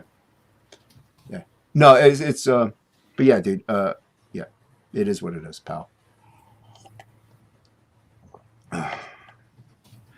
There are other DM groups. Plenty of people are in. So yeah, but like actually, a good friend of mine. I didn't have him in this group up until maybe a week or two ago, and he's a friend. So that's how selective I am. Dude, this is awesome, man. Oh, thanks. Is this for a card or is it for? This is me taking a break. Oh no! Oh, you're just playing around. Yeah, now Dude, that that's I'm, crazy sick for playing around. Yeah. Now that we're here, I can show you some of what I'm doing with Ginge. Yeah. So this logo is a placeholder, but it's gonna be called Sons of Athar here. I gotta make this big. I'll get back to the chat in a minute. Yeah. Ooh. And oh, look at that. yeah, these guys are like a Dwarven Special Forces unit from a Napoleonic like army kind of standpoint. So we took our time studying like the different positions in the Napoleonic army. Mm-hmm. So you get like your explosive specialist. You get basically this would be like a pikeman, but since they're dwarves, we gave him a hammer. And then you have like the doctor. Ah, look at that. The mine sapper, so he digs tunnels. Oh. The scout. Dude, these designs are awesome, man. Oh, thank you, man. The sharpshooter and the spittoon. So the spittoon were guys who will stand within the lines of the riflemen and will guard them while they were reloading. Oh, okay. So yeah, they're like That's And awesome. and the goblins are French. Of course they are. Those And dirty French. I'm just and kidding. I love the French. yeah, we love no like these guys. Like I'm having a lot of fun designing them because these guys are like a flight squadron, but they fly topters like the Da Vinci topter. So you get this is the These are cool. yeah this is the captain, and then you got like the second in command, Alain Lemouet. What? His name is Alain Lemouet. It's like he's got like the seagull or something. This is like Luke Sidewinder, Nice. Sylvain Le Pen. Like you see, like they I don't know, like they look like very conceited. Like I'm having a lot of fun doing this thing. Yeah, they do. Yeah, dude, these look awesome, man. And these are like the kind of like goblin assassins. That's cool. So you got this. I have 4 of those assassins, but no. Oh, this is another one like Oh, cool. the Kata. Yeah. Oh, that's cool. So yeah, dude. Like I mean, we're in the middle of world building, and I'm having a lot of fun. Yeah. Like- well, look, dude, it looks like you're having fun. Yeah, like how well, like this is a dwarven parachute. Oh, jeez. So it just stomps on the ground, and there's like troops on each side, and then they have like this kind of like flying Jeez. machines. Look at that. Yeah, dude, that's Oh, dude, yeah, this is a very in depth. yeah. So this is like concepts for the capital city of the dwarves. So it's like the eternal city of Evanhammer, and the Goblin 3 cities. I think I have Cinderblock, which is like Venice, and Oh, that's cool. no, Sparkloss not finished. Sulfur Wing, I only have the flats for this one, but this is where they make like the flying machines. Right. So that's more like That's magic. cool. Right? So yeah, they fly stuffs like this. So they're like the goblins are more magic based than the dwarves. The dwarves are more like technology based. So Right. that's the That makes sense. Yeah. yeah. Oh, and also, you know what a hussar is? A hussar. What? So they were like the light cavalry of Napoleon, but they are from Poland. Okay. I mean, they were undefeated like for 700 years. Like they Oh, freed geez. Vienna from the Ottomans, and they were defeated by the German army in World War II. Like for Oh, 700 wow. years, nobody touched them. Jeez. And yeah, like I based like the Goblin cavalry on the Hussari. Like I didn't give them the wings because they have like they're called the wing hussars because they put like wings on their backs, Mhm. and they make a very distinct sound like a whistle. So everybody knew they were coming, but Okay. I thought that would be too much to give them like wings. Yeah, I like it. I like this. Yeah. Yeah, so you know, like they ride wolves. That's so cool. So yeah, dude, this is gonna be a lot of fun. And also like these are like the main baddies are obviously dragons. Oh, of course. Yeah, 'cause- Dude, look at that dragon. yeah. So That's wicked. Dude, these are cool. yeah, dude, we're coming with this campaign. Like we're gonna start doing the rounds in March, and No. I'm gonna try to have most of the book ready before that. Right. Now, your dragons, they have four legs and then wings, or do they have like 2 legs and the other 2 are like arms with wings? No, 4 legs and 2 wings because I'm a D&D Yes. dork. Yes. Yeah. That is how it should be. Mm-hmm. Mm-hmm. Yes. I'm not drawing no drakes. Yeah, there you go. Mm-hmm. There you go. Yeah, for say. Yep. That's what I saw, No. so I'm like, yeah. Yeah, you can see it on this one. She's lying down, but Right. and you see they have like Roman names, you know, like Majestas and Ignis Magnus and Albus Imperator. It's because That's cool. they represent the Roman Empire, like from behind. Right. Yeah, dude, like, we're giving it a lot of thought. This is gonna be a lot of fun. Dude, it looks like you guys are having a lot of fun with this. Yeah. And see, that's what this should be, though. Like having Yeah. fun creating content. Yeah. Yeah. Yeah. Beautiful stuff, man. Yeah, dude. Thanks. So Yeah, you're welcome, man. yeah, a little preview here. Yeah, we appreciate it. It's Unhinged. Unhinged Entertainment exclusive. Exactly. Yeah. Hey, what up, Prater? What's going on, man? Enough of that. I don't know when he jumped in. It's good seeing you. I hope you're still Hey, here. Praetor 7. Oh, the name of the book, it's called Sons of Athair. Yeah. Wyverns. Prater's been here a while. Yeah. No,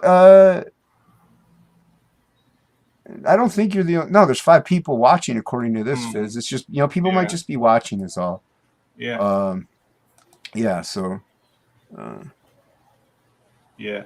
Actually, Athair is without the L Praetor. Is I'm basic or made up dwarven language in Scottish Gaelic. Mhm. And Athair means father in Scottish Gaelic. So it's just like sons of the father. And that's the name of the units. Like an 8 dwarven unit, it's called like sons of, and then they choose like the name. So yeah, that's. And obviously, this is after Tropical Magics is after fulfillment, right? What's that? This is after Tropical Magics is fully fulfilled, right? Yeah, exactly. Yeah. Mm-hmm. Yeah, I'm not gonna make that mistake. Yeah, don't make that mistake. Now, I don't know if it's okay to like put a. I wouldn't do a book, but I'm obviously a pre-launch. I guess is fine to do even while you're fulfilling and stuff like that. But launching a book during fulfillment is a bit much. Yeah. So and now this is the one that you just showed. That's obviously if you now you're gonna be doing that plus Tropical Magic, or is Tropical Magic like a one-off? No, like Tropical Magics, it's a story in 4 books. So what I'm gonna do right now, and that's what I'm talking with Ginge, like, because Ginge is helping me edit Tropical Magics. So I'm gonna do Tropical Magics, Sun, Tropical Magics, Suns, Tropical Magic. Because Suns is gonna be told in 3 books. Like that's how we already like have it from beginning to end. What's gonna happen and where everything's gonna go. So it's gonna be told in 3 books, like a trilogy, like Star Wars. And Tropical Magics is more like my Doom, but from a Latin American perspective. So nice. It's a bit longer. So, but yeah, I'm planning on doing like 1 book, then another. That way you don't get tired, Right. Yeah. Like, and as far as I know, Frog G is so far just a one-off. But we're gonna kind of end it where it can continue, but it's a one-off. Yeah. You know what I mean? Like, it's gonna be a self-contained story. Yeah. But you obviously there could be more issues later on. The way I also want to do Frog G is have it set up so at least in the contract that Ink and I can both use Frog G in our books if we want, like if he fits in the story or whatever. But if it's a solo Frog G thing, whether it be comic, animation, whatever, let's say TV, movie, who cares? I'm not looking for that. But any Frog G thing that's mainly Frog G, it would be like we both need to be a part of it. You know what I mean? Oh, dude, speaking of animation, I might have like it's too soon to say anything set in stone. But I'm talking with Art Bear to make like an animated special for black and white. Yes. And that's we're seeing like how we can get that ball rolling, like how to design the campaign. Like we're there. Now, go ahead. No. No, I was just gonna say I thought he was already working on something with an animation. Oh, those guys found out he was CG. And are you serious? Then the fit hit the shan. Oh, come on, man. And the thing is, like, Art, I didn't know that. Like, these are his words, not mine, and I feel weird saying it. Like, Art wanted me to art direct that thing with the guys from that studio. But yeah, like as soon as they found out, like, okay, what's CG? Oh my God, they're Nazis. They turn their back on Art. So man, what I'm trying to help Art with is set up a studio down here because I've trained enough people to make that happen, but for that to happen, like you need money. Yep. So he'll be a part of the production. Like we want to make him happy, you know. Of course. But yeah, we can make it for cheaper down here, and no problem of SJW trouble, because people who are hungry don't really think about. They don't care about the politics of somebody's money. Yeah, that's money, yeah. Yeah. I can't buy spam with. So yeah, it's better. It would be better. Yeah, that's man. Like I'm sorry, it's so stupid. That's like I associate with people that are Republican, that are Democrat, that are atheists, that are Muslim, that are Christian, that are, you know why? Because just their personality is what I interact with, not their belief structure or political opinions. Their ballot, like right, like yeah, a full-on Nazi? No, I mean no, but I have my limits. But either way, I'm not. No, and let alone CG is nowhere near that level, not even remotely. No. If anything, all we want to do is have a good time. Yeah, dude, we're all like comic book dorks. This like Nazi thing. Like I've met Peruvian Nazis, and I'm not even joking. They are like. Well, here's what Peruvian, and they dress up in Nazi regalia, and they march and shit. There you go. And actually, like back in my college days, one of my teachers, Paul Carnegie, he even said, he's like, you know, it's horrible to compare, because they were comparing presidents, obviously, like he's Hitler. And he's like, no, you know who was Hitler? Hitler was Hitler. Yeah, exactly. Yeah, Nazis are Nazis. It's like, there's no, like that's it. There's no, like, oh, these guys aren't. No, Nazis are Nazis. CG is comic book creators. Yeah, exactly. Like, and comic book customers. And comic book customers. Like, yeah, we're fans and we're creators, and we want to have fun and produce cool stuff and not worry about a political standing or anything like that. That's another thing. Like, that's what people don't get. It's like, okay, it's just a bunch of creators. Like, CG's not a bunch of creators. Oh, we're fans. CG is a customer base. Yep. And that's why other like campaigns outside of CG are not doing that well, like some do, because they cultivate that, like customer service practices. Yeah, they kind of accidentally have it, or they have it because that's what they do care about. They realize that without the customers and the fans, they can't make a product. Exactly. But in CG, it's ingrained. Whoever comes in here better get into that program right now, because if not, they're going to chew you up and spit you out really fast. Not only that, I don't want to hang out with people that aren't about the customers and the fans. Yeah, exactly. Dude, that's why, like, everyone knows I'm a huge Pantera fan. At the end of every song, he would say, thank you very much. At the end of every show, thank you for coming out. Because they knew without those fans, they have nothing. Yeah. I love that story of Elvis. I guess there was one time Elvis was like in a hotel room. The fans were all cheering outside. He was sleeping. And I guess his brother came out, started yelling at them to say, be quiet, Elvis is sleeping. And I guess Elvis heard about this, and he went off on his own brother, or whoever he was, brother, family member, cousin, I don't know, went off on him like, no, without them, we have nothing. We have no food. We can't pay our bills. Like, you respect them. Like, I don't care if you hate Elvis or Elvis's music or love it. You got to respect that, you know? Yeah. And that's what this is. Without the fans, without people like you and me who do back books as well, without the fans and the backers, the creators can't produce content. Yeah. It'll be, I don't know, digging ditches or whatever. Yeah. And that's the way it should be with the big two as well. They should realize without them buying these things, we can't hire people to make these things. We don't have a product. I mean, their view is so skewed right now. Like I don't. It's not my job to save them. You know what I mean? Right. And they can say whatever they want. Right now, it's getting really ridiculous. Like, yeah, it's just fear talking. So yeah, whatever. And people know I usually don't go into this kind of stuff, but all the time, I don't mind talking about it, and it's fine.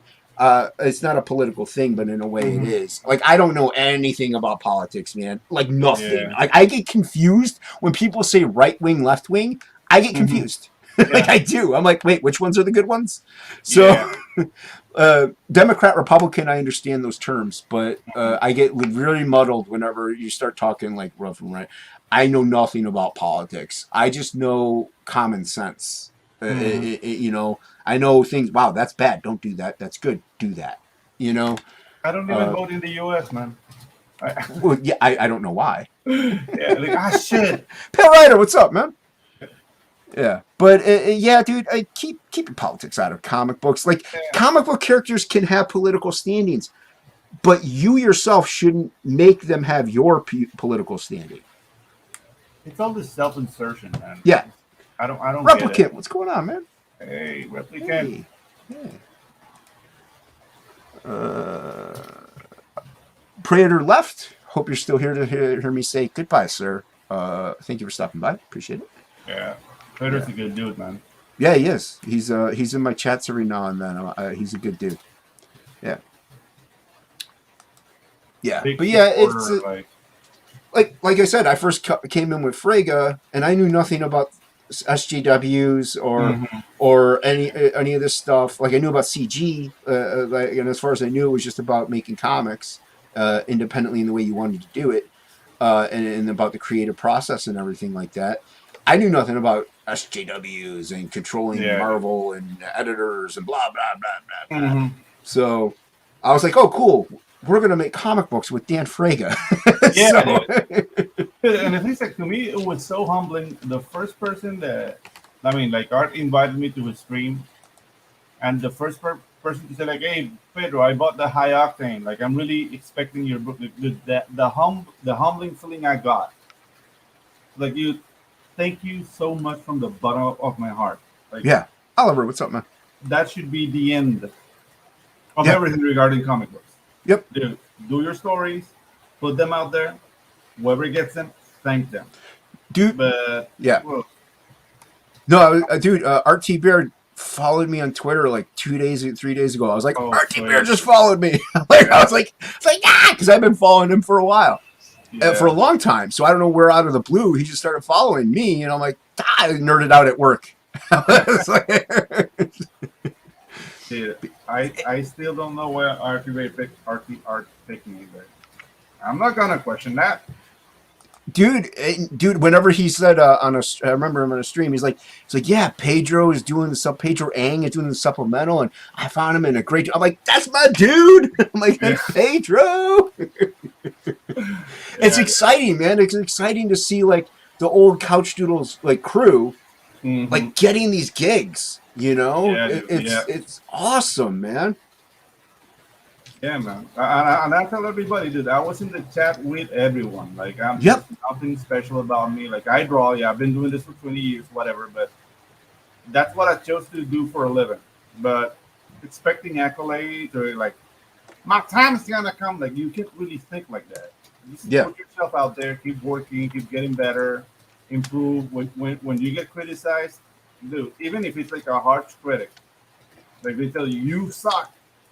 I still ask why. Why do I suck? Why? Yeah. Let me know why, and then let's see if I can fix it. Well, that's the signs of a bad critic anyway. They shouldn't just say you suck. They should be like, your passion's great.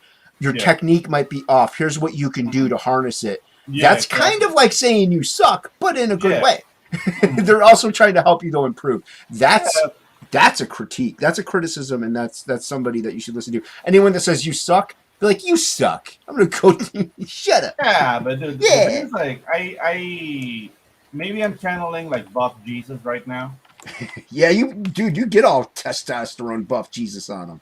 Yeah, but the thing is, like, no, like sometimes people just take their day out on you. You know, like they might tell, I got you. You suck, but I mean, maybe he found his wife being like on a reverse pile driver with a guy who looks like you. Like, you know, you don't know.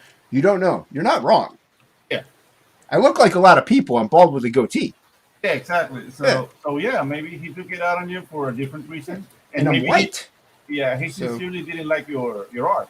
Yeah. And like they would tell me, like, you suck, I'll politely ask why, and if they don't give me an answer, then yeah, okay. He just took his day. I hope he feels better. Right. You're But you're a better man than me. yeah, no, the thing is that you can't take that with you, because if you Right. do, then your day becomes shit. Right. Yeah, No, I mean, usually somebody just says I suck. I usually just be like, okay, well, my thing is just not for them. yeah, That's fine. You know, like I said earlier. I mean, I don't think he sucks, but I'm not a Liefeld fan art wise. You yeah, know, so that's just not my thing. But he's got plenty of fans that do love his stuff. yeah, exactly. Like So, life doesn't need us. well, not just that, but I'm like like with me as well. Like, somebody says I suck. I'm like, well, there's still plenty of people that do like what I do, though, Yeah, exactly. and you know, and that's fine. Like you said, yeah. If I just view it, if they want to say something positive criticism, fine. If like you suck because here's why you need to do Yeah, this. Okay, fine. All right, fine. I'll listen a thank little you. bit, Yeah, but yeah, I'm mostly I don't let those people though discourage me. You know, if they yeah, say I suck, that's their problem. Uh, yeah, and I'll maybe seek out somebody who knows what they're talking about and be like, hey man, this guy said I suck. Do you think you know why he said that? Do you see anything wrong with my artwork? yeah. The thing is like, yeah, we're all human, and that kind of stays with you. Even if they shower you with accolades, that little voice, you suck, that's gonna stay here for a little while. Yeah, But you can't let that deter you, man. Like right. I turn it to fuel. Like Oh I yeah, suck, dude. okay, let's get better then. Yeah. And by drawing every day, you improve. Yeah, exactly. You know, I live by that motto that Frege instilled day one. You know, draw every day, draw every day. And smoke weed every day. Yeah, that's it. If you do it, yeah, I have nothing against it. Yeah. Mhm. Why does what is that word? Goofanoid suck. I because he's a clown. Just told that bitch to f off. Oh, Oh man, I, I don't know who it is. Goofanoid is his book. It's on Oh, Indiegogo right now. People go okay, check it out. I saw those covers. Those covers are fantastic, man. yeah. Oh, Uh, dude, Fizz, the colors are great. can Fizz put his link on? I would love to see his book. I didn't know it was out. Sorry, dude. I have my head in the sand just drawing, so I've missed Oh a yeah, lot of dude. A stuff. lot of us do. A lot of us Yeah. do. Hey, Yeah. I don't know, Fizz. I don't know if this is the second go around or not. I can't mhm, remember. yeah. Uh, but yeah. It's. I'm not a clown guy. Hmm. I like to draw scary clowns, but I'm not really a clown guy. But yeah, people should check out Goofanoid and check it out. See if you Yeah. like it. If you don't, you know, hey, it's on you. And if you love it, back it. Yeah.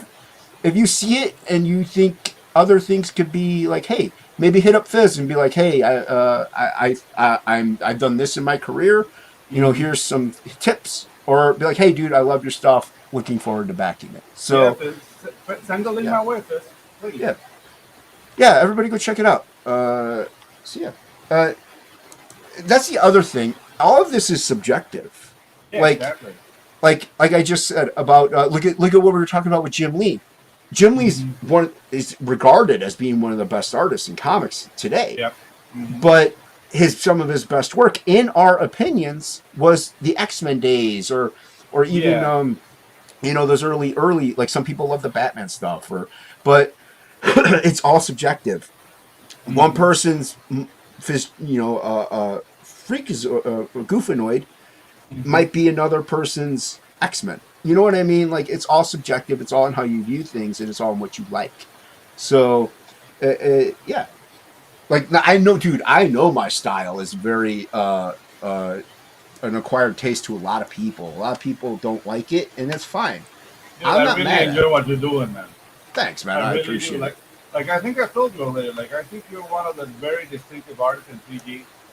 Like Oh, art that stands out. I You're there, appreciate man. it, man. Yeah.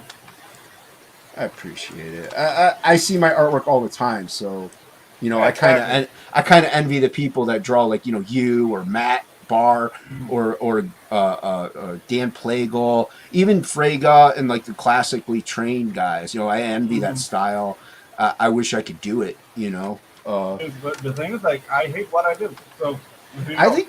Well, you shouldn't hate it. It's beautiful stuff, but but you know but what I mean? I know where you're coming from. Yeah. I know what you're coming from. Like, I see my own stuff, and I'm like, dude, every now and then, because I'm blind and I don't see everything right away for the first time. It takes me a second. I'll be scrolling Facebook. I'm like, oh, that's cool. I'm like, oh wait, that's mine. Wow. Every now and then, it doesn't happen all the time. That's self-serving. Yeah. So I'm like, oh wow, I guess I did a good one. Oh, that guy's amazing. That guy's really good. That's good. And he has a huge Head, yeah. skull, this huge cranium. Huge cranium. Actually, I was told by my friend that, it is true, but it was funny because she said that, you know, guys, if they have beards and stuff, when they shave their beards off, if they're long beards, when they shave them off, they look like they have a tiny head. Yeah, exactly. Yeah, I'm like, I don't have a tiny head. I'm like, you have a tiny head. Yeah. But they're right. No, but the thing, it's all about how they're used to seeing you. Yeah. Your head's your head. You just Yep. you look like you have a huge noggin because of the beard. Like, Exactly. I It's like a longer really head. I can't really do beard with this heat. You know, Ah, some no. people- yeah. You have a well-shaped, you know, oval. You have a beautifully shaped face, sir. Oh, thank you. Yeah, you're welcome. Wow. Yeah, Mm. very nice. Yeah, like men can compliment themselves. Yeah, it's fine. It's total homo. Don't worry about it. Yeah, no problem. I'm about to soak myself. Ooh, I hear the All rain out over. there. Just grab a Yeah. bar, man, and go outside. Oh, dude, that's very country. Like shower in the rain. Ooh, that's poverty, sir. It's poverty. Yeah, you don't have running water. Like, it's raining. Everybody shower now. Oh, look at this. Yeah, but that's Oliver, you know. I think it's. Hey. Yeah, we got Ollie in the chat, man. I love Oliver. Cryptonals, right? Or no, is it. Yeah, Cryptonals is still. Yeah, it's no. Cryptonals. And Escape or Die. But Escape or Die, his second chance is still out. Yeah, I think so. I think so. Everyone go back whatever 656 is doing right now. Dude. That's Those what guys, that's all that it is. 656 is a machine, man. Those Yeah, guys dude. do And stuff. not only are they a machine though, it's beautiful work. So Yeah, it's a beautiful machine. yeah, it's a beautiful machine with beautiful people.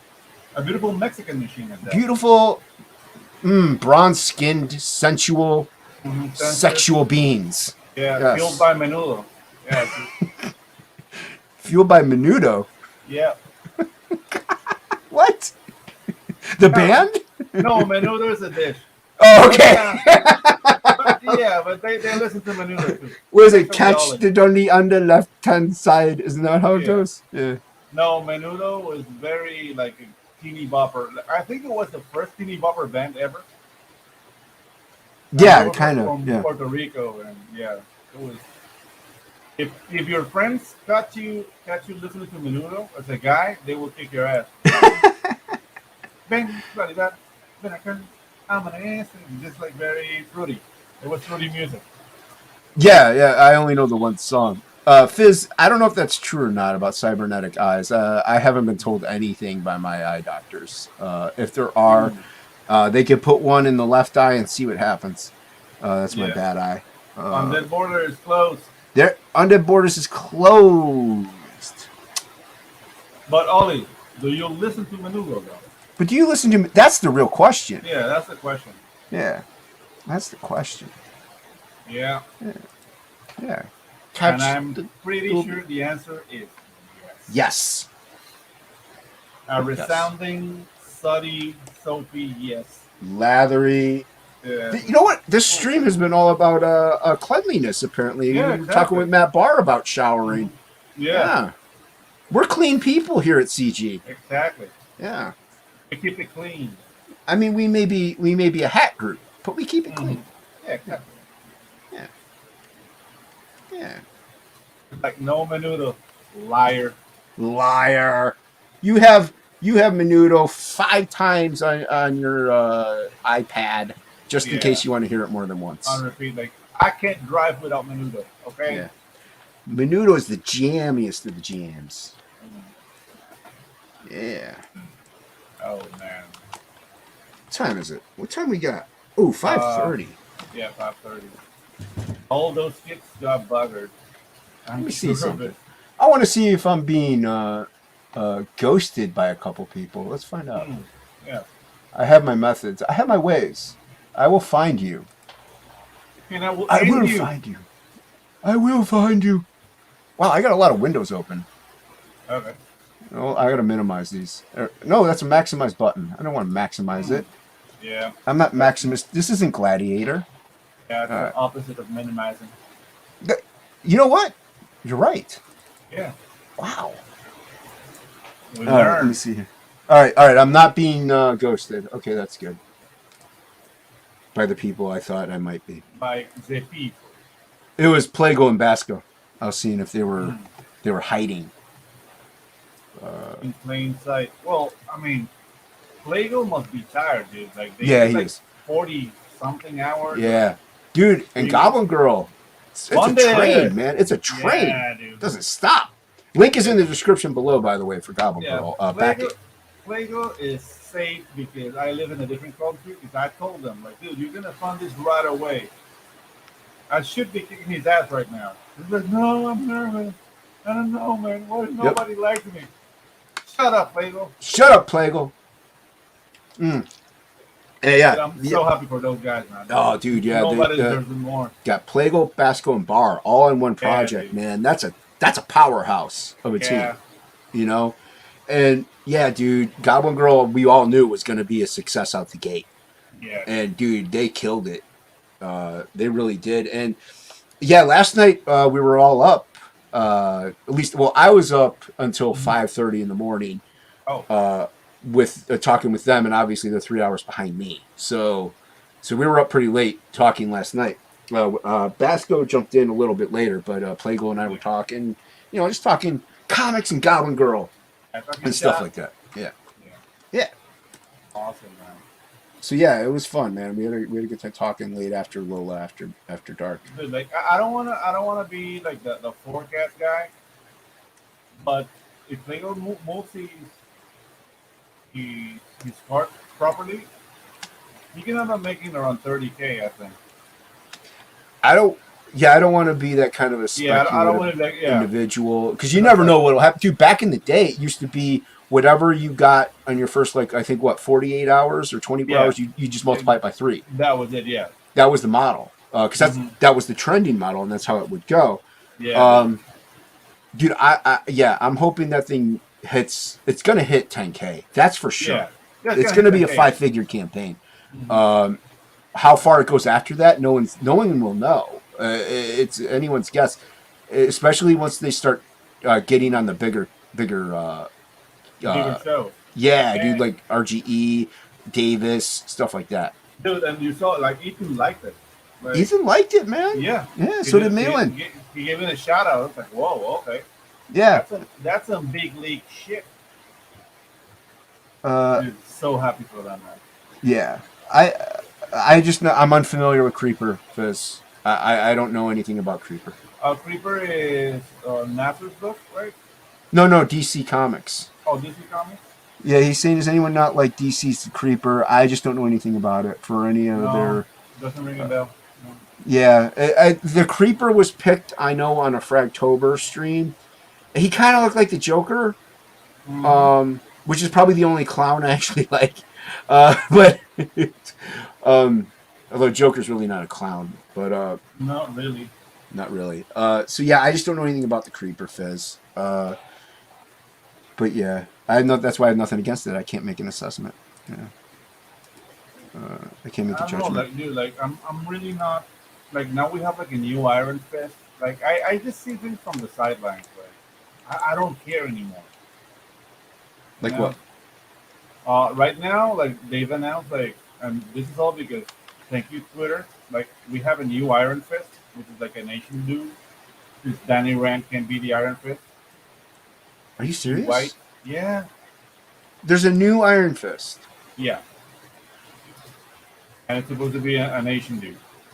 What, dude? All right. When Bruce Lee came over here, he wanted to teach everyone. Yes. Everyone. He didn't care. He didn't care got your killed race or because of that. yeah. He got in trouble because of it. He didn't care about your gender, your race, your religion, none of it. He just wanted to teach kung fu and the Chinese culture to the Americans. That was it. That's it. Yeah, dude. I don't know, man. And the thing is, like, they got a cultural appropriation, but actually, it's a tribute to Asian culture. Because Danny Rand didn't go to Kunlun to teach him about accounting and how to be, like, you're all gonna be Americans now. Like, he didn't do that. He went there and learned their culture. Dude. And the things like Iron Fist is one of my favorite. Like, I'm a big fan of Heroes for Hire, but I still have all the old comics. I'll just read those. Yeah. Yeah, and you're gonna have to. Yeah. And that's the sad thing, dude. Like, people are like, oh, well, if you don't like the new ones, just buy all the old ones that you... It's like, yeah, that's true, but we want new content. Yeah, exactly. But we're making it. We're making the new content, so yeah. Well, yeah, we're making the new content, but we still want to read the things we grew up with.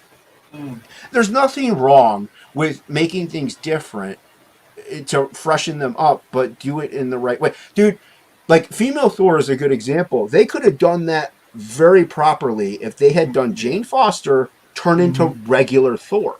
They did it with, dude, look, they did it with Donald Blake. He would hit the stick, turn into Thor. Eric Masterson, same difference. They weren't Thor. They turned into, like, so look at Iron Fist. You can keep him as Danny Ketch. You can keep him as that. Yeah.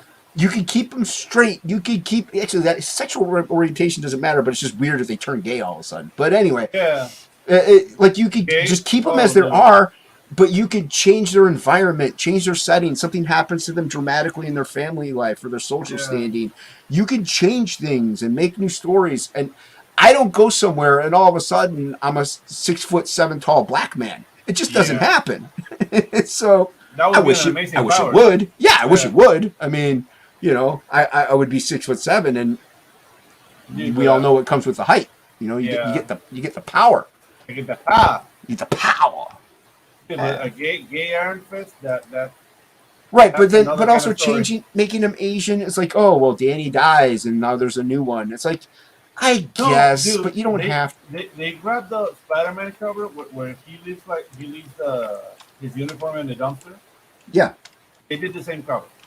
They homage the John Romita cover? It's not a match, it's lazy.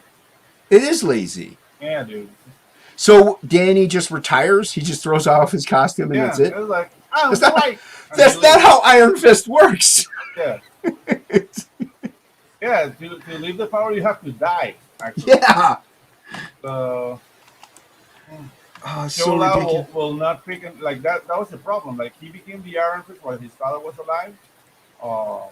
Orson Rand, and that's why he could only manifest it in one fist because he was sharing the power with his father. Like, his father had to die for him to get the power completely. So, what's gonna happen now? Right. And I don't know. Like, I don't care.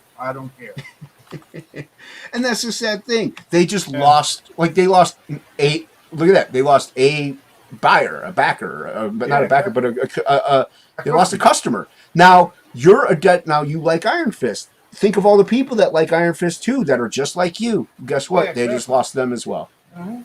All because they want to check a box. They want to cater to an audience that isn't there. Yeah, dude.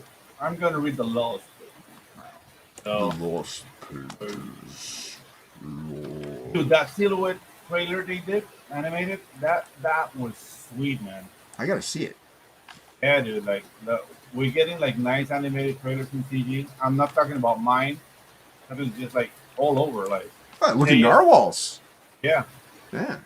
Caius has a very nice animated. Yeah. But it's more anime. Yep. It's more anime, but dude, it's really well done. All right, let me put this. Kind of, might need to reference this one. Maybe not. All right. Sometimes I have trouble. I did Art's High Octane trailer, though he didn't show it that much. Why didn't he show it that much? I have no idea. What's he got against high octane trailers? I don't know. Like maybe he didn't want to confuse with the one that Red Gaze did. Oh, I got you. Okay. That was like Man vs. Machine, but Right. I don't know. I like my high octane. Everyone, go back black and white and get that supplemental. Get our good friend Pedro Eng's book. Yeah, You won't regret it. high octane. No, dude, the High Von Klaus's script.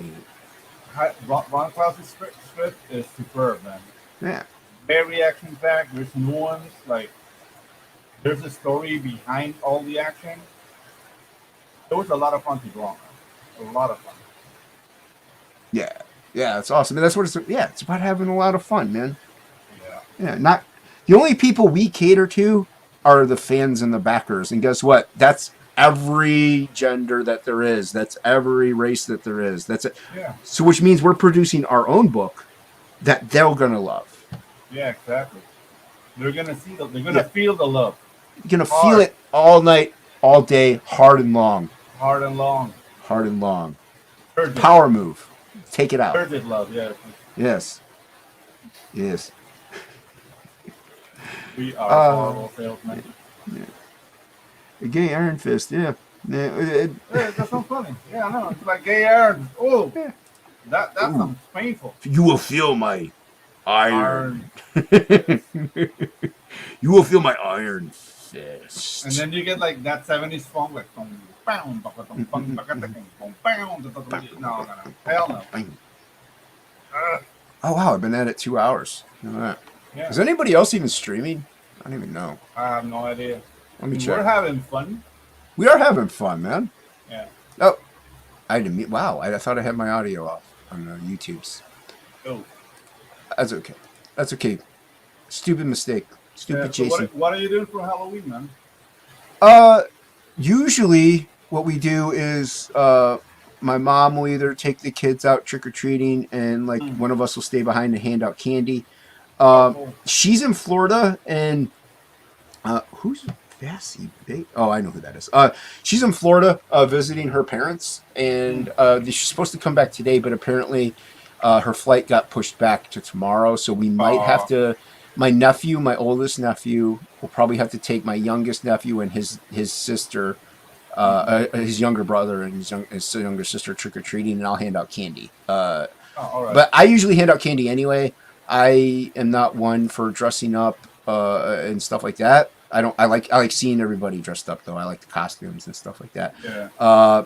But so hopefully she'll be back in time. I don't know if she gets in at 10 a.m. or 10 p.m. We'll have to find out. The trick or treating starts at 6 p.m. Yeah. So yeah, but that's about it. We usually just do regular Halloween thing, and then I would call it a day. How about you, man?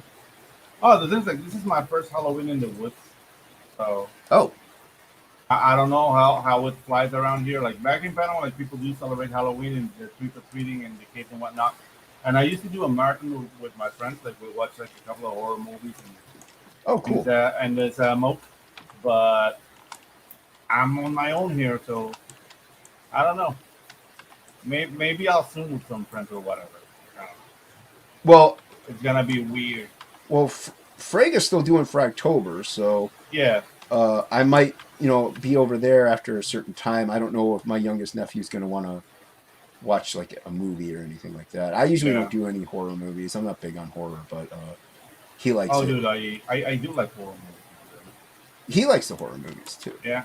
But yeah, so I might be watching Frega. I might be just working on Absolute. I got to get these pages done.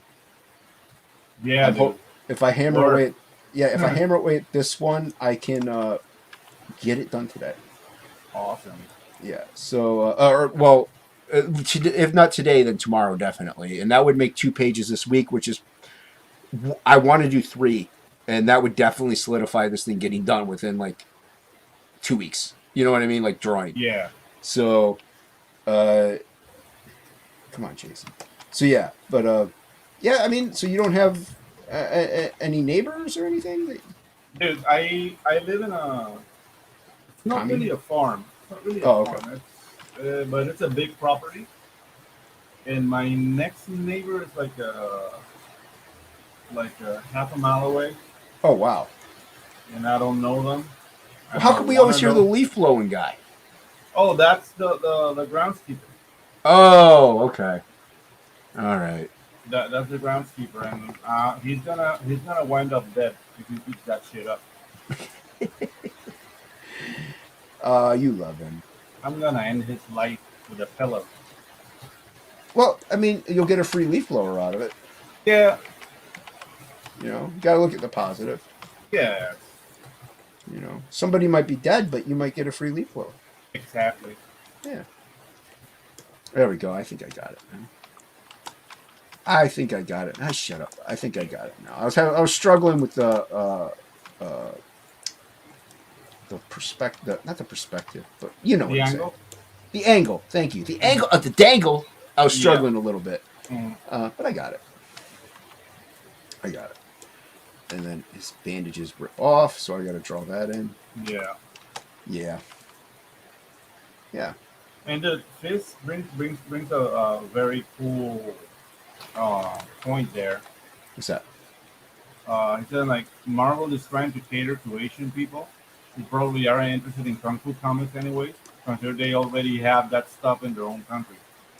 Like, yeah, you're gonna do a kung fu story to the guys who invented kung fu. They're just gonna find like the shit you're doing wrong. Yeah. And see, in Asian movies, they're really into flying people. Are they? Yeah, like you see all their heroes like fly and like they can fight like 50 people at the 50 people at the same time. Like they're really into that. Like, I Oh. don't know. Like I watch like Chinese action cinema here and there. Like I'm a big fan of the Shaw brothers work. You know, like Run Shaw and all like the kung fu movies from the '70s. Oh, okay, okay. Yeah, like I'm a big fan of that. But the new like Chinese films are more like epic, like talking about their heroes from the time of the Three Kingdoms. So it goes like these guys like really colorful with long hair and freaky looking swords, and they fly and they like they Huh. do one swipe and 9 people die. You know, like that kind of stuff. That's cool. Yeah, Yeah, Cool, I don't mind over the top stuff sometimes, but if you do it Yeah. all the time, it gets to be a bit much. yeah. Yeah. I mean, nothing beats India with over the top. Like Oh, those guys, yeah, forget about it, man. Yeah, dude. Oh, I mean, then again, you do have what? You said Korea is doing, Rip Jesus. So yeah, exactly. It has something with the water over there. yeah. So I mean, they're getting over the top too. Mhm. Yeah. So sometimes you got to get swole, fly around, and hammer down people one sword. One swipe with the sword. Yep. It happens. It happens. It happened. That's good storytelling, right there. Yeah. You came out, you swap with the sword, and 9 down. Boom, boom, boom, Boom, boom, you boom. know? Bada boom, bada bing. Yeah, you want it done, you get Yeah. it done. Yeah, Yeah. Yeah. yeah. Yeah, that went like. I might Speaking have. of which, I might do a Jackie Chan marathon. Like I'm gonna set Ooh. that up on Twitch. On Twitch. On I have all Twitch. those movies. So maybe show like some early Jackie Chan, like Snake in the Eagle's Shadow. Ooh. Have you seen that movie? No, have not. Okay, so it's a very young Jackie Chan, and it's like classic kung fu movie, no plot. Like pre-drunken master. Pre-Drunken Master, yeah. Wow. He was straight out of the Chinese opera at that time. Oh wow. And it's just like, okay, you have eagle, no, you have serpent style school, and then you get a guy who fights eagle claw, who is killing all the people who study the serpent style. And Jackie Chan just entered the serpent style school, so like he has to figure out what to beat eagle claw. That's it. That's Nice. the movie. Lots of gruesome Simple, deaths. straight into the point. Yeah. Like it. Yeah. Yeah. A lot of eyes getting gouged out. You know that? Family Fun. fare. Yeah, fun stuff. Yeah. But sometimes, dude, like you just want a movie that has You just want to have fun and watch a movie. You don't need. Not everybody needs The Godfather. You know. Yeah. Yeah, like So- not everything needs to be Titanic, you know. Yeah, exactly. And a nice kung fu movie, you know, you can't go wrong. Yeah. I mean, And Flying Jackie Guil- Chan.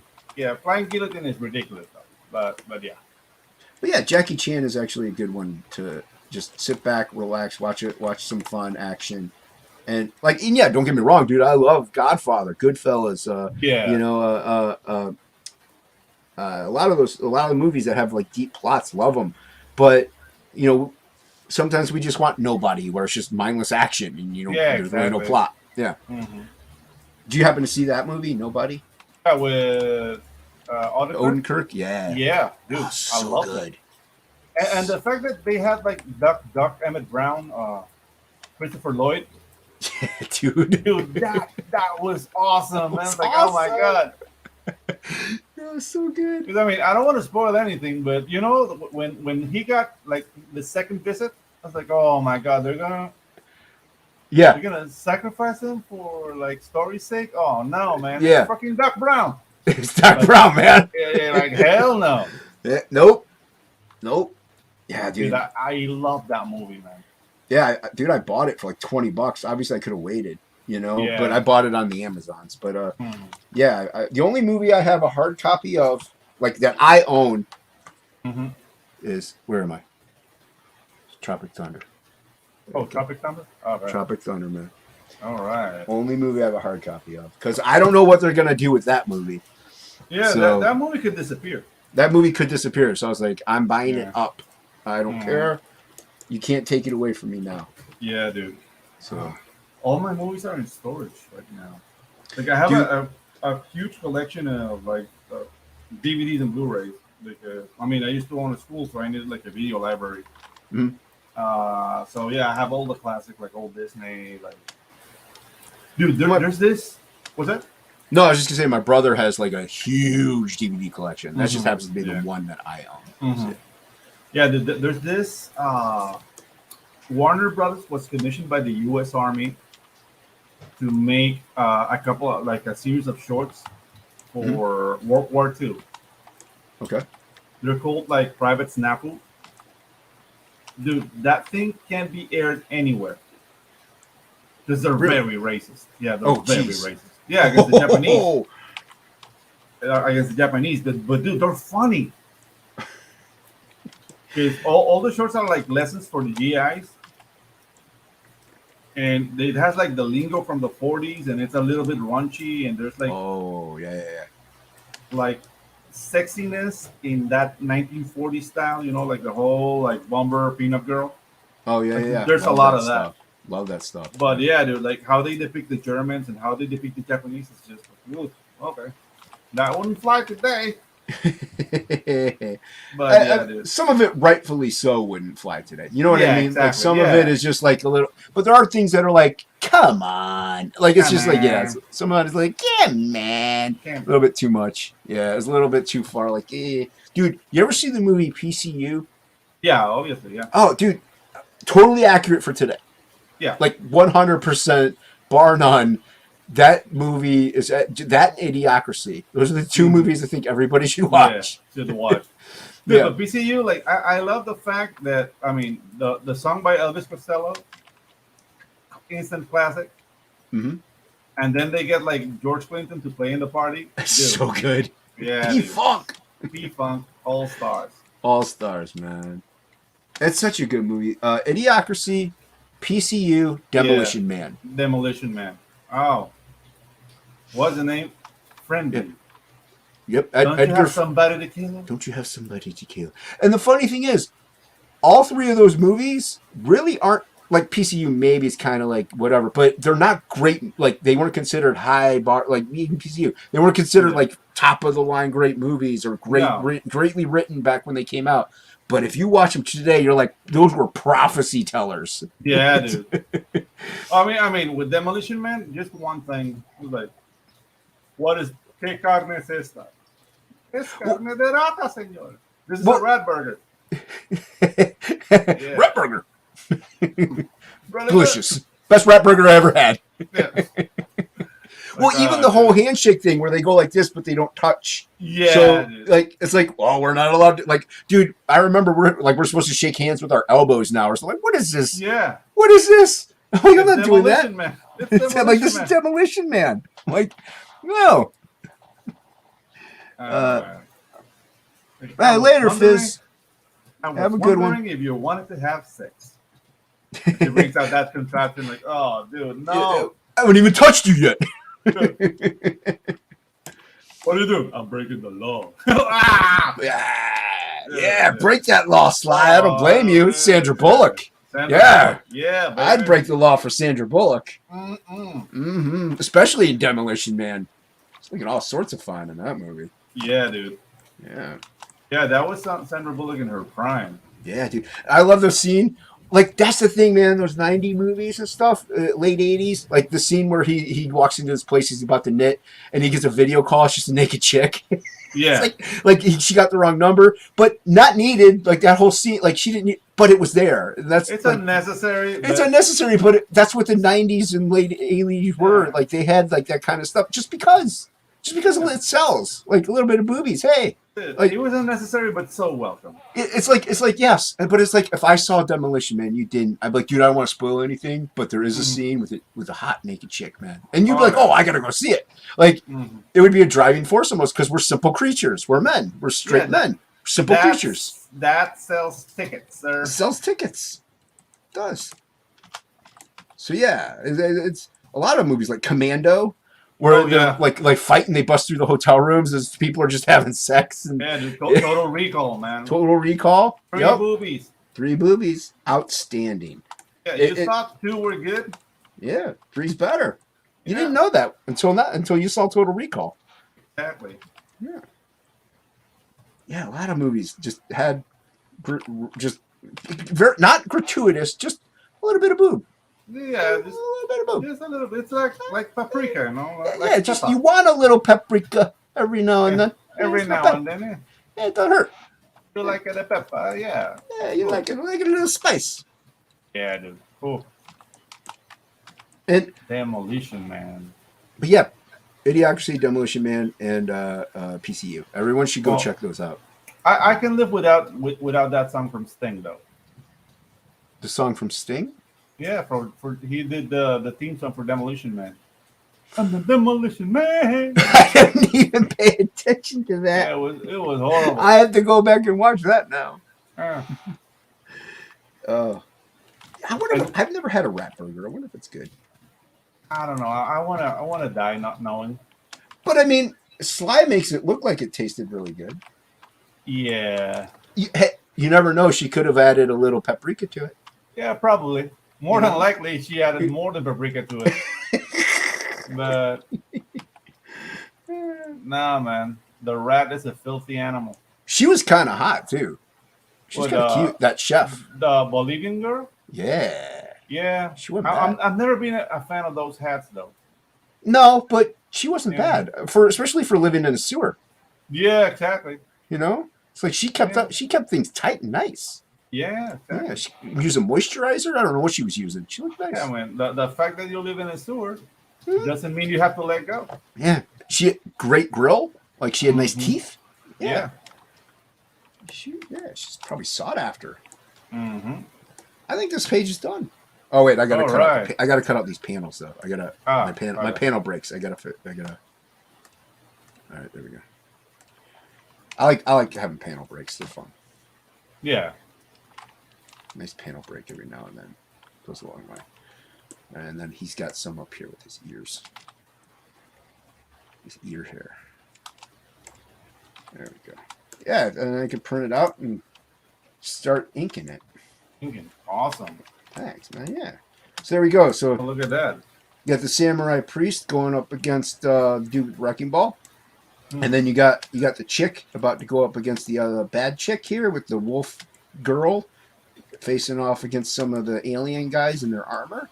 And then you have the seeker dude just blasting away. Away. Yeah, you're gonna see. Very strong pose, man. Very strong pose. Thank you, man. Thank you. Yeah, I wanted to have it look like he's exerting. You know. Mm-hmm. Yeah. You know. I might hold on. I might Tossed it. Nah, get rid of that. All right. That silhouette reads properly, man. Like I would not wrap much to it. Yeah. Yeah, thanks, man. Yeah. Cool. Oh, save it. Yeah. Yeah, It's important. I forget so many times, man. That Oh. like I'll like I started with like this one. Like I had ended this one last night. I saved it, but I did all that work just now without saving it. It's a bad habit, dude. It's a very bad habit. No, dude. Like I've made that mistake in the beginning of my career, but the thing is, like, you know, when you leave the computer rendering, Mhm. and if the render goes to shit, you have to restart the computer. Oh yeah. So if you forget to save before putting it to render, you just lost all the day's work. Yep. And we got Blanca in here. Welcome. It's good seeing you. Fights the zombies. Nice. Yeah. Yeah, welcome, Blanca. Blanca's been here a few times. Awesome. No, well, dude, like, fortunately enough, at least with Photoshop anyway, I have the file, the recovery, so it will recover right where I was if my system like just automatically just shuts down for some reason. But awesome. Yeah, but I'd rather not rely on that. no, I don't want to either. And like I said, it's a bad habit that I forget to save as often as what I do. Usually I save it if I'm like, hey Jason, let's go get food. I'm like, okay, then I'll save it. But while I'm working, I just have a bad habit of not saving things. Yeah, dude. Like I'm working on Clip, so it autosaves, right? Yeah, it has a very annoying autosave feature, but I've just learned not to mess with it. I just allow it to just autosave. Right. Yeah, I wouldn't mess with that. I'd let it go. Yeah. I figure I got a couple minutes. We'll open these. Oh, you got new books? Yeah, I got a couple. I got my Starlight Cats finally. Oh wow, you finally got that. Yeah, dude. Which one did you get? Regular cover? Regular cover, yeah. Nice. And dude, it's a pure. Well, the thing is, I get all these books. I don't ever end up reading them. Like I will one day. With me, it takes a lot longer to read a book. So, you know, I have. It's either take 45 minutes to read a regular book or draw. It's like where do I? Yeah, dude. I have a day of the week to read, and it's Saturday. Ooh, Sunsworn. Yeah, we got Sunsworn. It came in this nice box. Yeah, dude. Box here. It's nice. People are doing themselves with the presentation, man. They are, man. I got a little pamphlet thing here. Nice. It's nice, and it's wrapped in bubble wrap. Awesome. Very, very. I like that, but at the same time, I hate it because if they wrap it, see, he didn't. Oh wow, we got a button. He didn't tape it too bad, so we got a button. Okay. Usually, whenever they tape it, like just in a crazy way, you have to like take a knife to it almost. Yeah. Totally sever everything. Yeah, I got the Vinny cover. There you go. Nice. Yeah, look at that, dude. That's with Nerium and colors, right? Yeah, that's with Nerium's colors, and Vinny drew it. So awesome. You got a sticker that did the thing, and I'm not gonna take everything out. And then you got all the swag. Yeah. I'm not gonna take everything out. Awesome. I'll do it later. Thank you, Red. And Nerium. Sunsworn. Then I got another one here. Showing the goodies. It's Chozo. I thought you left. Oh, he did leave. Yeah. I'm still on I'm still on Blanca. Yeah. Yeah, everybody go back black and white. Pedro has the High octane supplemental. Make sure you get it. Help support our little underground family, you know? Yeah, so Black and White Man vs. Machine is 64 pages, but I think it's 72 now. No, he's adding 4 more like epilogue pages, so now it's 68 pages. Oh wow! And the High Octane book is 22, so that's a lot. That's a lot of product there. Hey, I can read that one. And I mean, you can get an Inco T-shirt. The black and white shirt looks amazing. Also, like there's a lot of swag you can get there. Help art. Yeah, poor guy. Poor guy. Yeah. Isn't he at almost 100K? Almost, yeah. Yeah, dude. His last campaign, I don't think it even got close to that. No. Like this is growing. This is growing. And honestly, man, Art to Bear, he deserves it, dude. He's one Yeah. of the most fun dudes, one of the most exciting people. I love Art, man. He's a great guy. Yeah, he's a solid dude, man. Like I yeah. have no complaints working for the guy. Like it's all been very instructive. He's very supportive. He gave me leeway to basically design on his world. Like he was not like on my ass. Like let's like, hey, Art, should we do this? It's like, yeah, that looks good. Or maybe he have like a comment here and there, but he gave me a lot of freedom. Like I really appreciate that. Right. And I really hope he's still here. I got Kevlar's book, Knights of Kevlar. Mm-hmm. Look at that. Look at these. Yeah. This Whoa. yeah, Nice. dude. Knights of Kevlar. Can't wait. And look at this, man. This is caliente. There you go. Look at that. That's nice. I'm not mad at that. A lot of cool stuff, man. Yeah. Thank you, Matt, Mr. Kevlar in the chat. This was a Kickstarter, so it's not available anymore, sadly. That looks beautiful, dude. Yeah. So yeah, those are the two things I got. I figured I'd open them up since I finished that page. Mm-hmm. Yeah. All right. Yeah. Thinking about ending it. What do you think, man? Hey, dude, whatever you need to do. Like I can go swim under the rain. I mean, I don't need to end it, but Yeah. I mean, otherwise it's just me. Well, let's hear it. Hold on. Let's do this. Yeah. Oh, yeah. Move that out of the way. Get my pen out of the way. All right. Let's see here. We got Indiegogo. Indiegogo.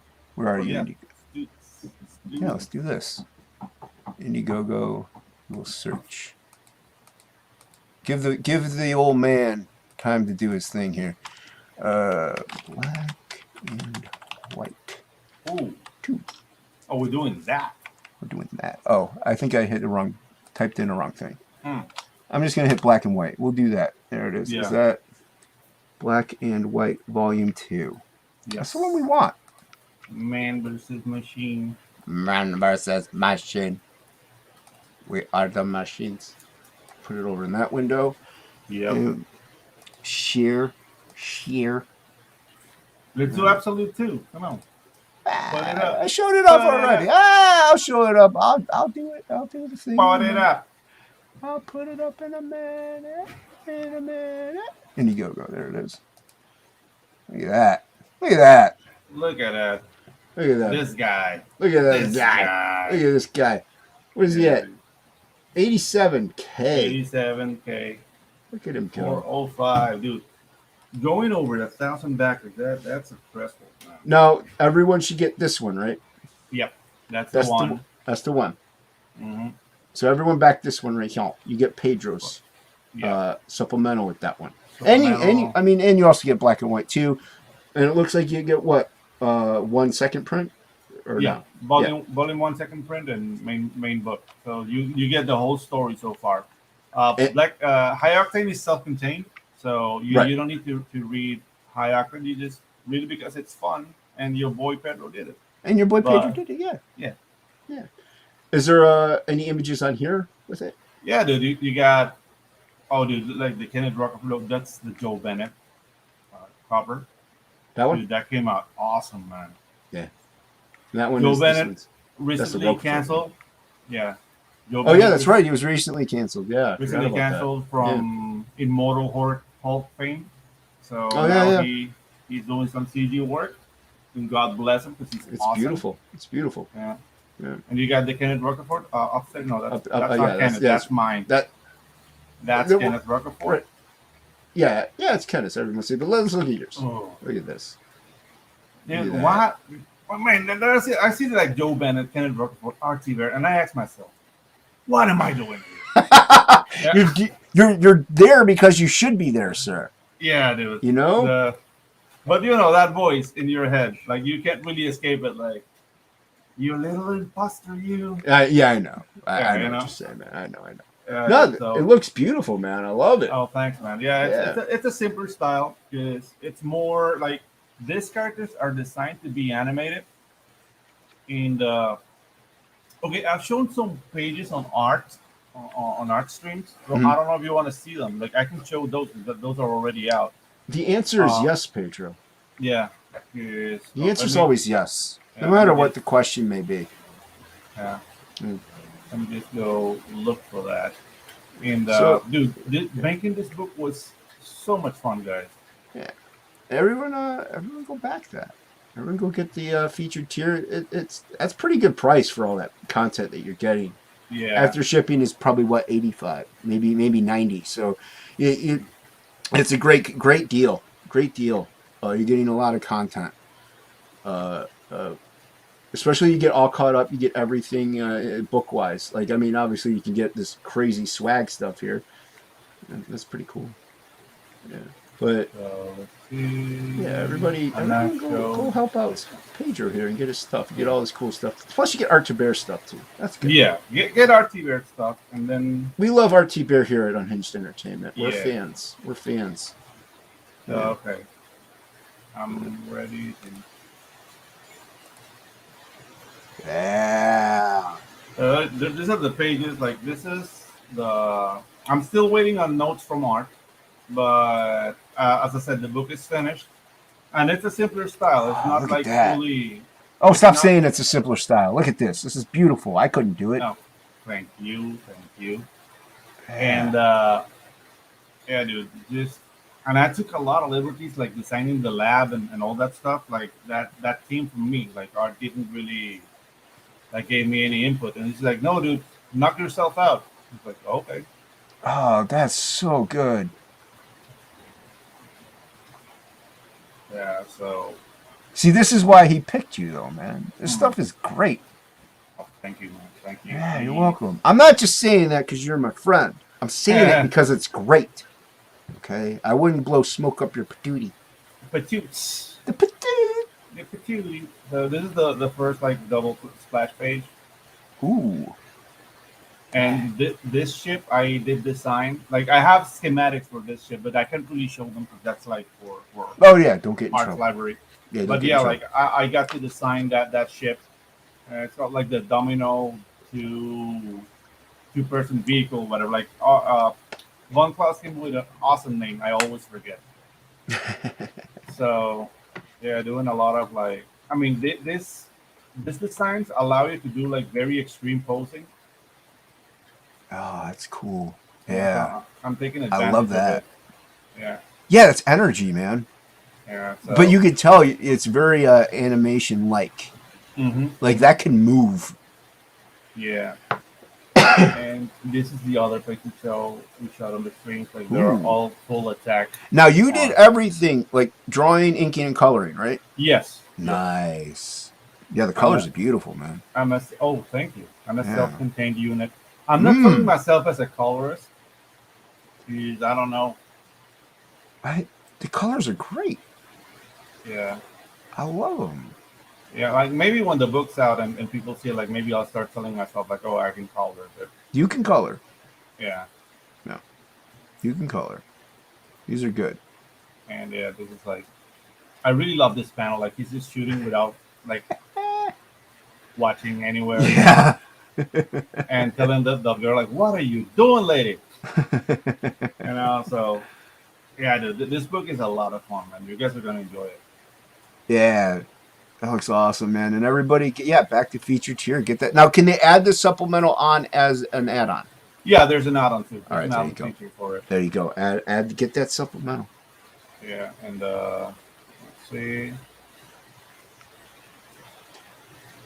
I was poor when I backed this, so I think I've only gotten Hmm. the Roquefort cover. I'm gonna reback, Yeah. and get the featured tier.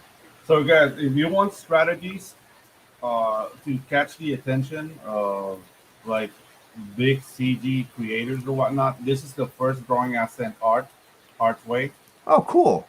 And it was just like on a stream. Like he was streaming, he was like, "Yeah, I would love to do like black and white in animation and whatnot." And I saw his drawing. It's like, okay, these signs are too complicated to do in animation. Right. So let me try to simplify them for an animation environment. And I Right. did this, and I sent him his way, and he went insane. Like, oh my god! Like, he never told me. Like, he showed this to his studio, like animation studio bodies. So Oh wow. I was part of this project without me knowing. That's so cool, man. Yeah, I would have been cooler if it happened, but Well, yeah, But it didn't. but But it it, didn't. but it landed you the gig. yeah, It yeah, landed exactly. you the gig. So yeah, Yeah, and that's awesome. yeah, on top of that, let me just open things really quick. And I said, like, I'm just throwing things. Like, I'm not charging money for this. I'm just throwing things in the air to see what sticks. Right. So I do something like every morning. I do like a little like animation practice thing. Mm-hmm. So I did like a little like black. Let me show, like, first you do like the rough animation here. Mhm. So I did this Oh, that's so cool, man. of black running, and then I cleaned it up in vector, Oh, look at that.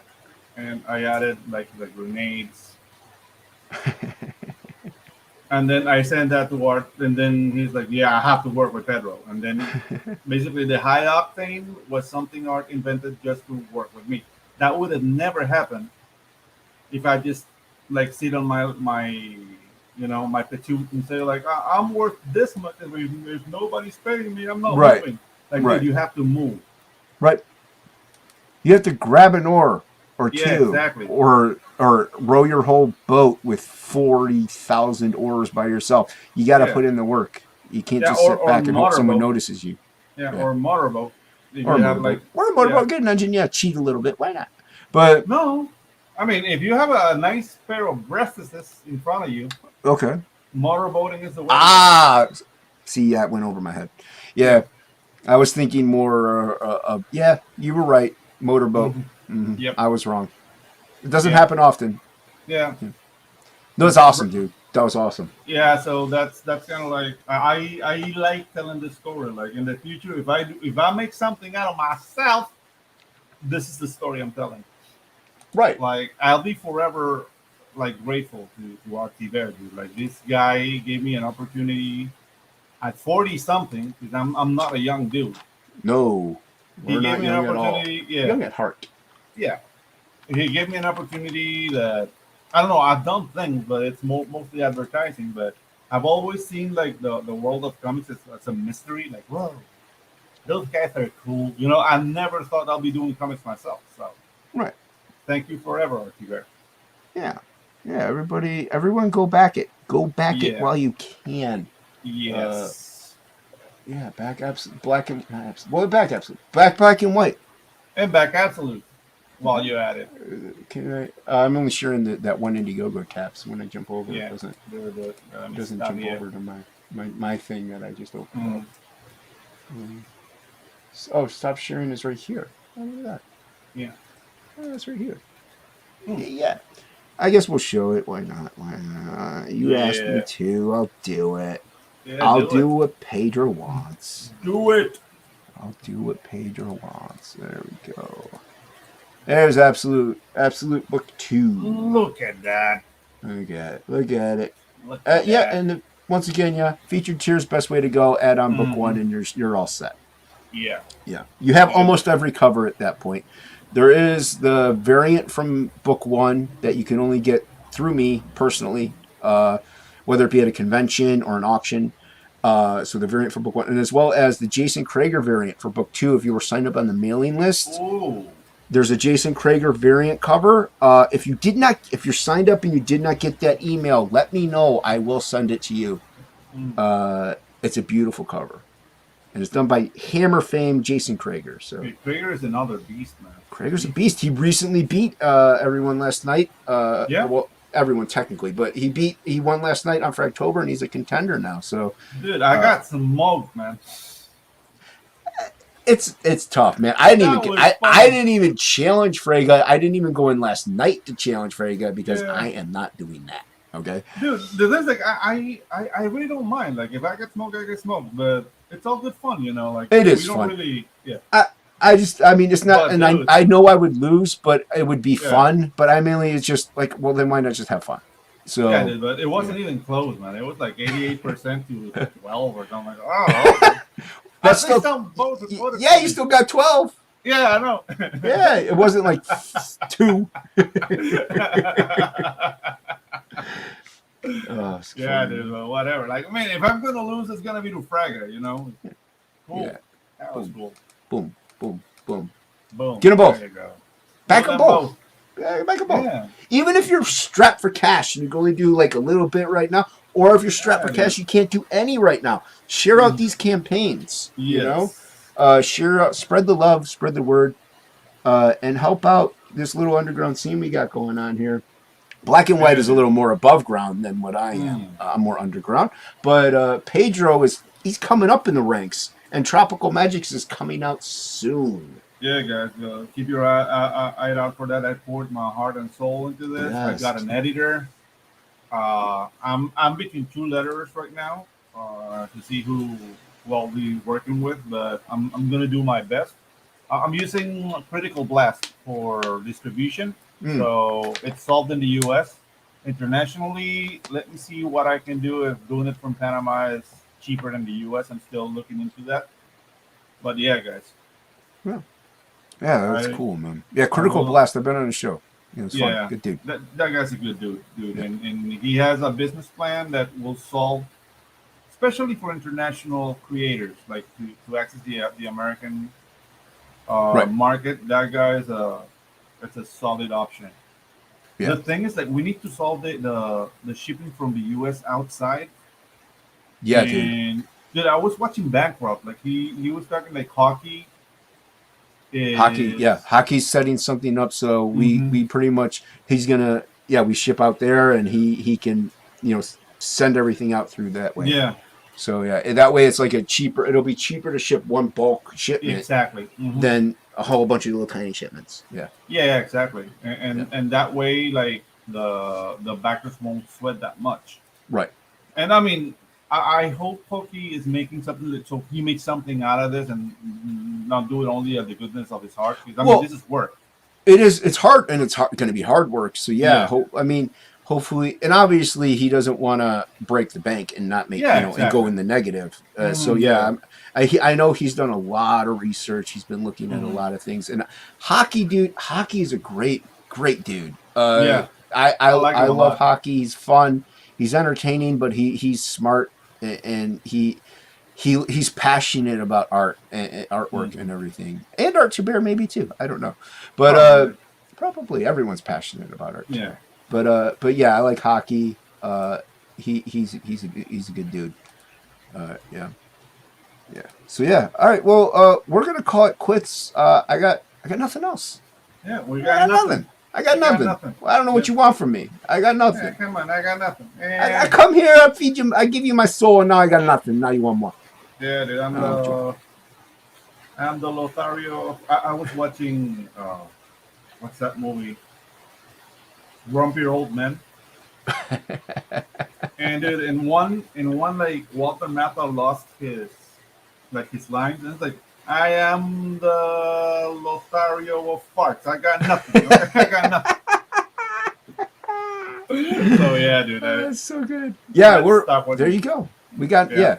All right. Well, have a good one, everybody. Oh, wait, and go. Wait, Pedro, where can you be found? All right, you can find me at Anguila on Twitter and Pedro Anguila 39 on Instagram. You should put that in your name. You should put that in your name right there. Yeah, I'm a monkey. Okay. That's fine. A lot of things I don't do. That's fine. You don't have to do it. Yeah, next time you can put it there. Time. Yeah. And then obviously Black and White, and look for Tropical Magics, everybody. And if you like the content, like it. If you're watching replay, like it. Do all the things, whatever, blah blah blah. Have a great night, everybody. See you later. Back absolute. Back.